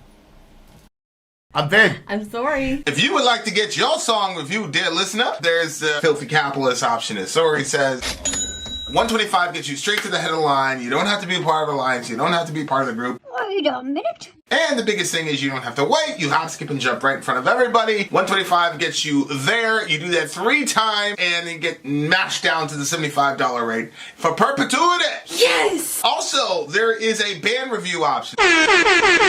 So if you've got a band and you're trying to get your band some exposure, hit me up at itsori@gmail.com and I'll show you the details about how to pull that off. You can also jump on Patreon, and there is a option on the tiers to be able to get your band reviewed. Yep. Obviously, we can't lie to you, so we can't guarantee a positive review. Get what you get. It's just rubbish. Rubbish. Rubbish. That's British for garbage. My favorite is the community option. $1 at the gate gets you in at Patreon. You get to join an alliance. The alliance joins their points together, and that helps determine what songs that we do. The alliances hang out on Discord. Message me on Patreon to get the link. And they do all kinds of other cool things. They do Minecraft. Dungeons and Dragons. Yeah. It's really a community within the community. Anybody can go in the village, facebook.com/sori. There's 160,000+ people on the channel. What's cool about the Discord is that it offers a real opportunity for community connection, friendship, that type of thing. And it's on Discord, so if you're not a Facebook person, it's for you. You start off at $1. Right. Plus you get exclusives. Sori and I are working on a song. So the first 15 seconds of that was on Patreon. Also, at $15 tier and above, when we actually debut the video, they're going to be there live with us. There you are, dear listener. Buy merch. Buy merch indeed. A child shall lead them. To buy our merch. Yes, dear listener. Yes, dear listener. Yes, dear listener. Here we go. We've got Ozzy one more Osbourne, song left Patient for number you. 9, featuring Patient Jeff Beck. Jeff Beck? Why does that name sound familiar? I don't know. We'll probably hear it on the thingamajiggy. So this song is the title track of Ozzy's upcoming album that will be released in September. Oh, same time as Handmaid's Tale. Did you stop calling it Handmaiden's Tale? Handmaid's Tale? It's Handmaid's Tale, for goodness sake. Go ahead. It's released by Epic Records, which is under Sony Music. It features Jeff Beck on guitar. Jeff Beck is famous from the 60s band The Yardbirds and his solo group, the Jeff Beck Group.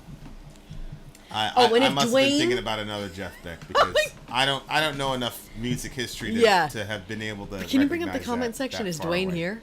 Huh? Is Dwayne here? Because he put something in here for Dwayne. Oh, and if Dwayne starts his Ozzy is influenced by the Beatles routine, then he's 100% correct. Ozzy said hearing the Beatles is what made him fall in love with rock music and know he was going to be a rock star. All you have to do is look at his 2005 covers album, under cover album, and see he covered 3 John Lennon songs, with one of them being while Lennon was with the Beatles. Okay, so we have Ozzy Osbourne, Patient number 9. Patient number featuring 9. Jeff Beck. Ozzy Osbourne. Last Jeff song of Beck. the night. Let's make it happen. For the big homie Revo, who has graciously given us all this. Shout out to the DJ of DJs. That's the big homie Revo. Doesn't mean we don't love our other DJs for sure, but he is the DJ of DJs. So there's that. He's earned it. All right, dear listener, here we go. Patient number 9, Ozzy Osbourne, lyric video, Revo. Talk to him, brother minister. Is there a way out of it? Hey, I love you with you. I want to go home. Hey,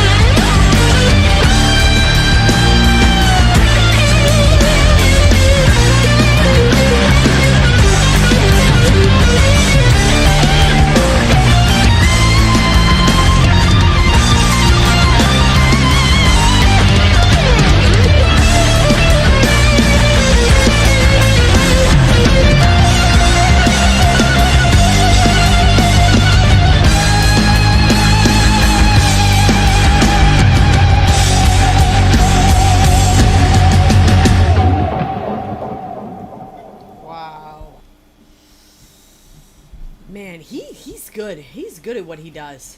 I'm blown away. This dude has been doing music longer than we've been alive. I know.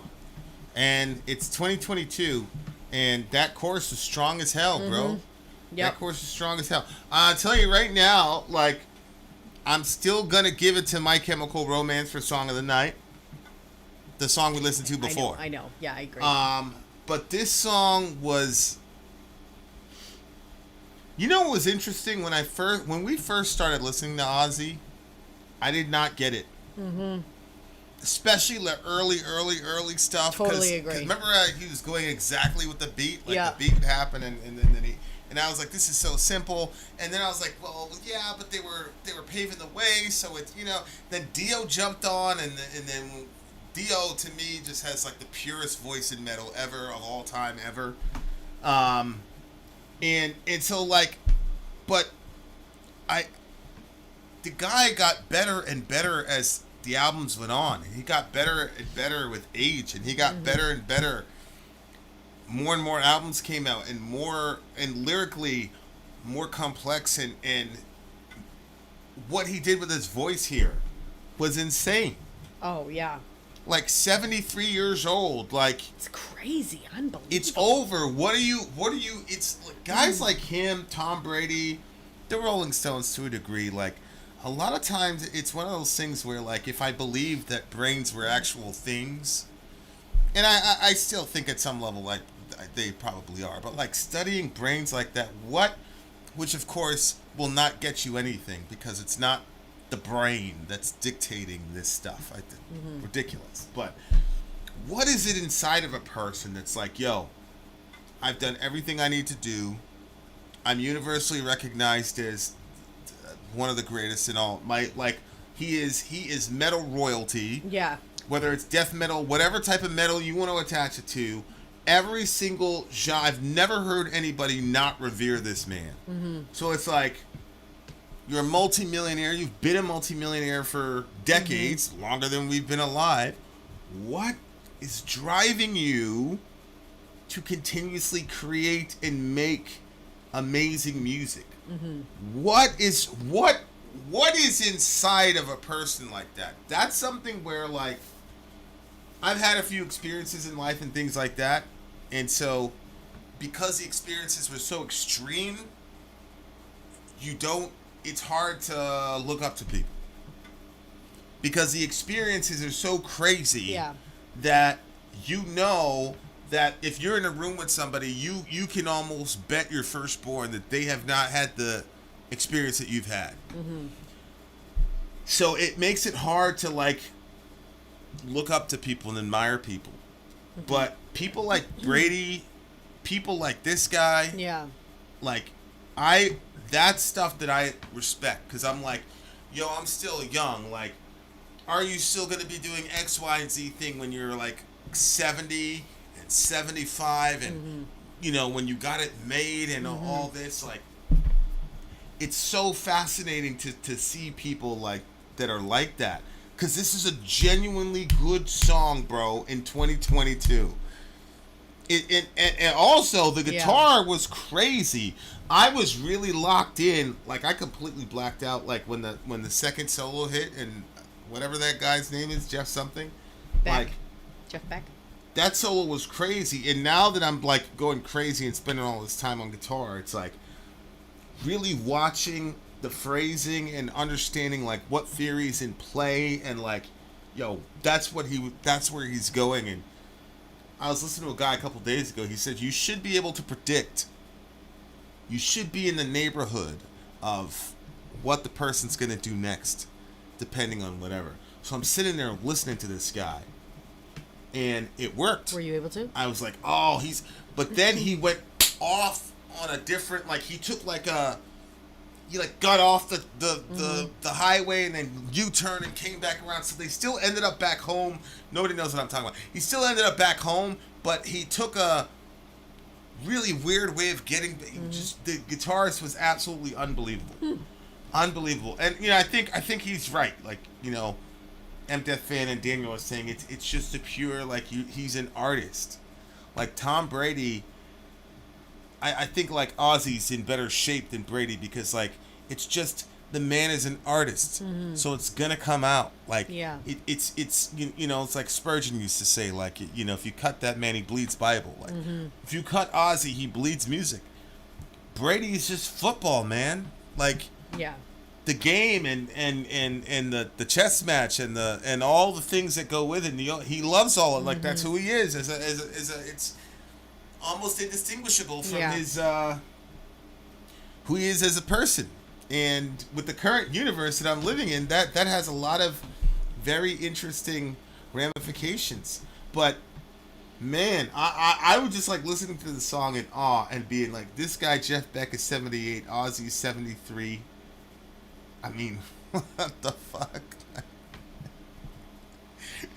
But it's not that they were good. It's that the music still had the passion. Like I know when a guitarist, I know when a guitarist is like a scale master, blah blah blah. He does it, and there's no like. Remember, I was playing you one, and I had figured something out, and I played it, and you liked it. I sent it to M Death Fan like a month ago. I told M Death Fan to put something on top of it. The motherfucker never did it. Fuck you, M Death Fan. Thank you very much. But like, I was playing it, and then I had figured it out, and so I had it memorized. So I was playing it again, and you're like, "Oh, I liked it the first time. You played it with more feeling and more emotion, or whatever." Like, you can tell. Yeah. So this guy's 78. I'm sure this Jeff Beck fellow, whoever he is, I'm sure he's a legendary guy himself because I know who he is, which must mean he's like, you know, really up there. But for him to be 78 and he's still like driving that riff, and the soul is still in there. Like, that's crazy to me, bro. Like, that's just unbelievable to me that you could be that talented and your life be that made. You know, like the first Korn records and stuff like that, I understand. Like, I understand what the engine was. It's suffering. Same Slipknot record. The engine was just anger and rage. But like, what is it now? Like, what's driving the engine? And you know, I think everybody's right. It's to the point where it's like, yo, man, he's an artist, man. Like, that's who he is. It's like breathing for him. It's something he cannot not do. And I think that's the difference. Like, when people talk about like accomplishing their dreams or their dream life or whatever, it's like to be able to be compensated for something that you cannot not do. I think is the pinnacle of, of everything. Exactly. Yeah. And I don't know Jeff Beck at all. But yeah, he's up there with Tony Iommi in going from blues rock to metal guitar. Yeah, that might have been why that solo was so unique. But I've been studying hard and heavy on that shit theory wise, and he just did so many crazy unique things with that solo, man. I'm gonna study it, but I'm just blown away, man. Yeah, I found that the music itself had a lot of emotion to it, and the lyrics. You know, usually I'm not like a lyrics person, but this one, like, with the way that the intro started, it like hooked me. Is there a way out of here? Hey, how long have you been here? I want to go home. And like the things that the people were saying. And I've always thought, like, you know, it sounds like he's, you know, they used to call it an insane asylum. Now, what do they call it now? Mental health facility, whatever. But this idea, like, of trapping people, and I was listening to this song with the backdrop of Carl Jung, and so some of the stuff, like, okay, so he says every hallway's painted white as the light that will guide you to your help, making friends with strangers inside my mind because they seem to know me well. And then it's talking about, you know, like they're giving it, he's trying to hide the pills because he doesn't want to take this medication, but it says when they call your name, you better run and hide. Tell you you're insane. You believe their lies. I'm not getting out. No, I'm not getting out alive because I'm patient number 9. And when the sun goes down, the animals cry. Like, just like this idea of trapping people in there like that and telling them that they're insane. And like, you know, there was, you know, I was just reading about this mom, and apparently she had ended her own life, but before she did, she ended the lives of her children. And she left a note that said that she heard voices in her head and like I just long for the world that I do believe will eventually come, when mental health and like health in its total sense, like we have like really holistic help for people, you know, where you can understand that, look, not every thought that comes into your head is yours. There are some thoughts that come into your head that are from out of nowhere, left field. You don't have to listen to those thoughts. And then there are some thoughts that come into your head. Well, they're not from nowhere. They're from somewhere. Right. I think that's important to say. Yeah, go ahead. Yeah, I just think, like, we've inherited, you know, Freud won the rap battle, whatever. But I really think the more science I look into, the more I realize how destructive materialism is as a presupposition, and all the variants, arrogances that go along with materialism. And because of that, it's like when you come out of dispensationalism and then you realize how damaging the whole Left Behind theology is. It's the same thing. So now when you have people that, quote, hear voices in their head, or they have thoughts that they didn't auto-generate, automatically you're crazy, because we're in the material world, and all of your mind and everything, it's just neurons. You're just an advanced computer chip. Your brain is just a computer chip. Ridiculous! That's why a lot of these information scientists now are going, wait a second. That's what happened with Kastrup. That's when he abandoned materialism, because, I mean, this guy's working on the Hadron Collider. I mean, he's a genius, Kastrup is.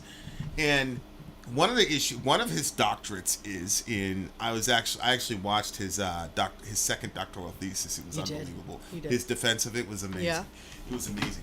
But one of the major issues that set Kastrup off was, as an information scientist, he's like, yo, I'm going to, he was working on the cutting edge of AI and things like that. And that's when this all came together with him. Like, what am I doing? So he's like, if you had a computer that could simulate bodily function, so you wrote an algorithm that could simulate bodily function, and it created some sort of icon that could walk around and eat and sleep and all that. He said, would you expect to for the computer to pee on your floor in real life?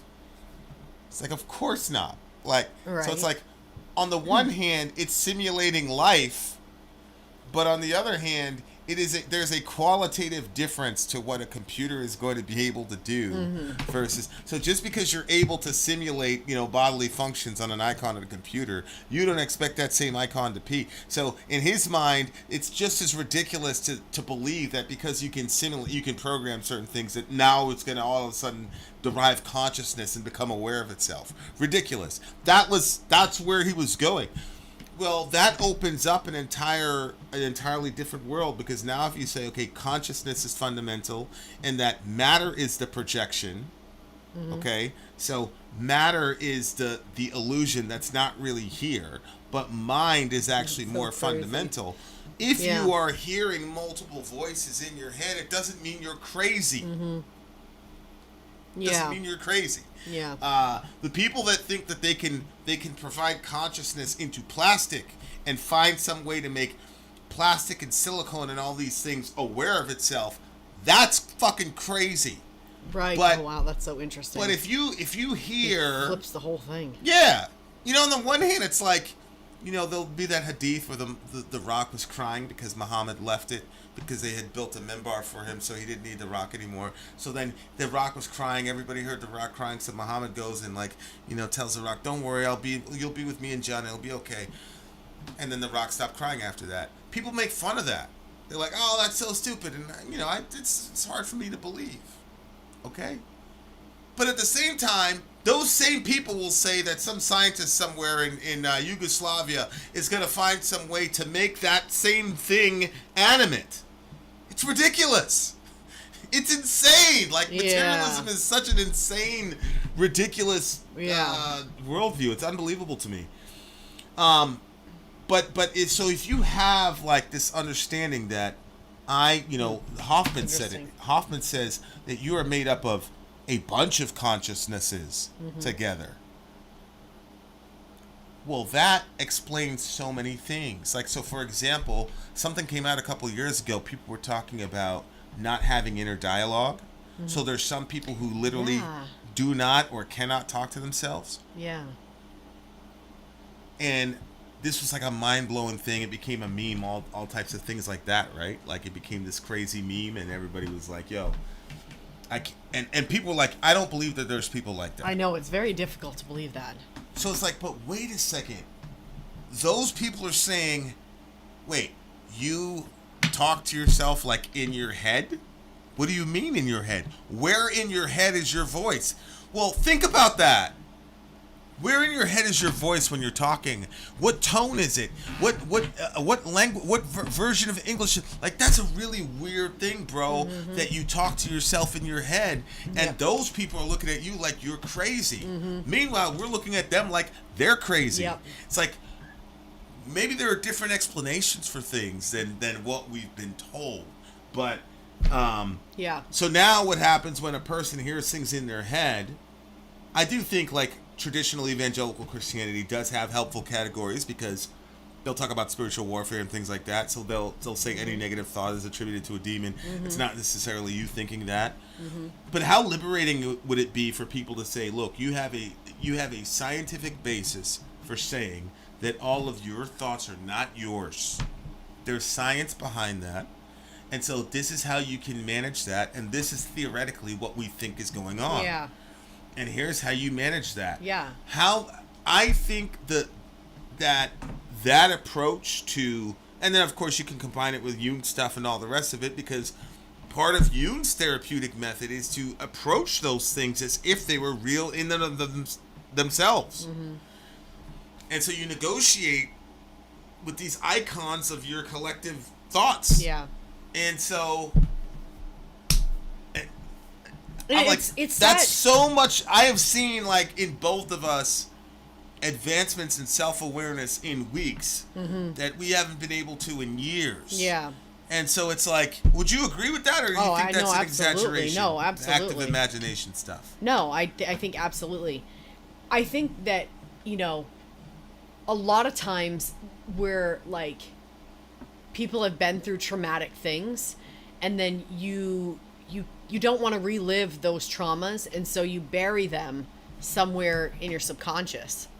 Yeah. And then it'll come out in dreams, or it'll come out in like bad feelings with, something triggers you, stuff like that. So I think that, when the active imagination stuff is happening and you're able to access your subconscious and handle those things and spend time thinking about those things and working through those things, I think it's extremely helpful, because you're not blindsided by the subconscious that wants to bombard you when you don't really want it to.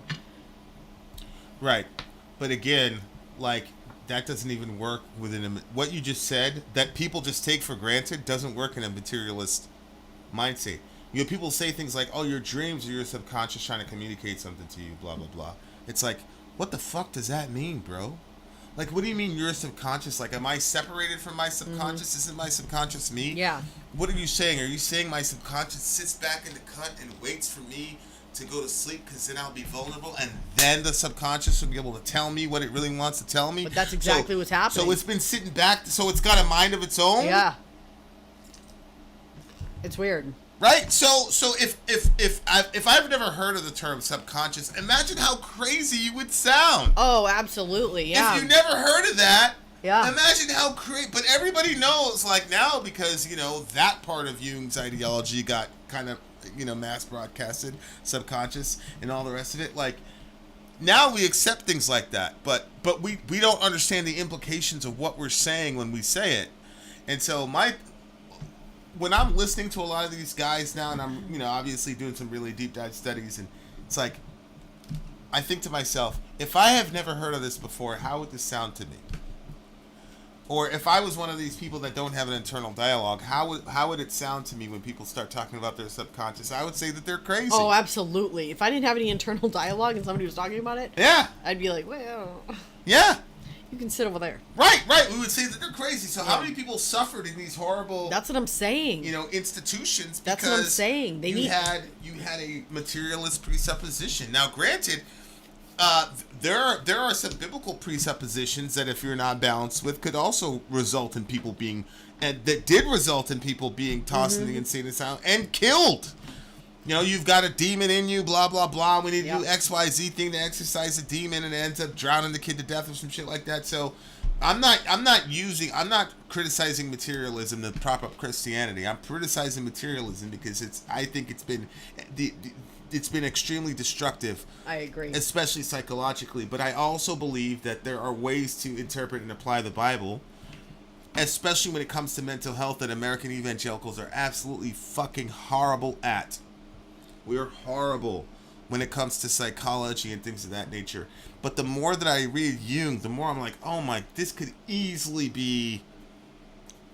I can't believe that somebody hasn't written a book on Jungian metaphysics and its correlation to Christianity, especially considering the archetypical understanding that he has. You know what I'm saying? Like, it's unbelievable to me. But anyway, I really love the song. I really love the song a lot.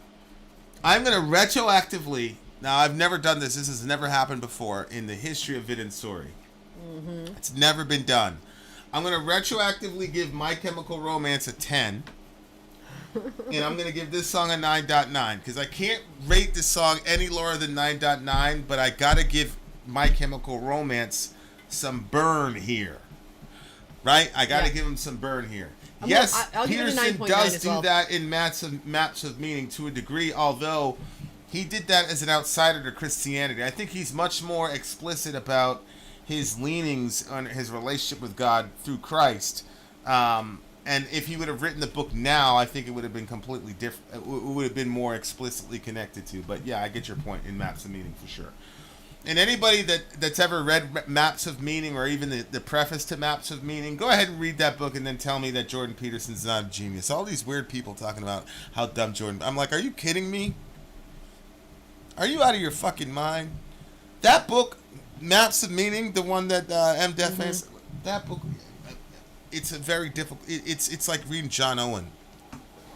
You know, like Mortification of Sin or The Death of Death and the Death of Christ, like... You know, John Owen, you know that. Shout out to Mino, you're into metaphysics, so am I, my guy. And metaphysics might be the only actual real physics there actually are, but that's a different conversation. Okay, holy shit. Okay, shout out to Revo. 9.9 as well for me. Shout out to Revo. We got a song on the, actually 2 songs on the playlist.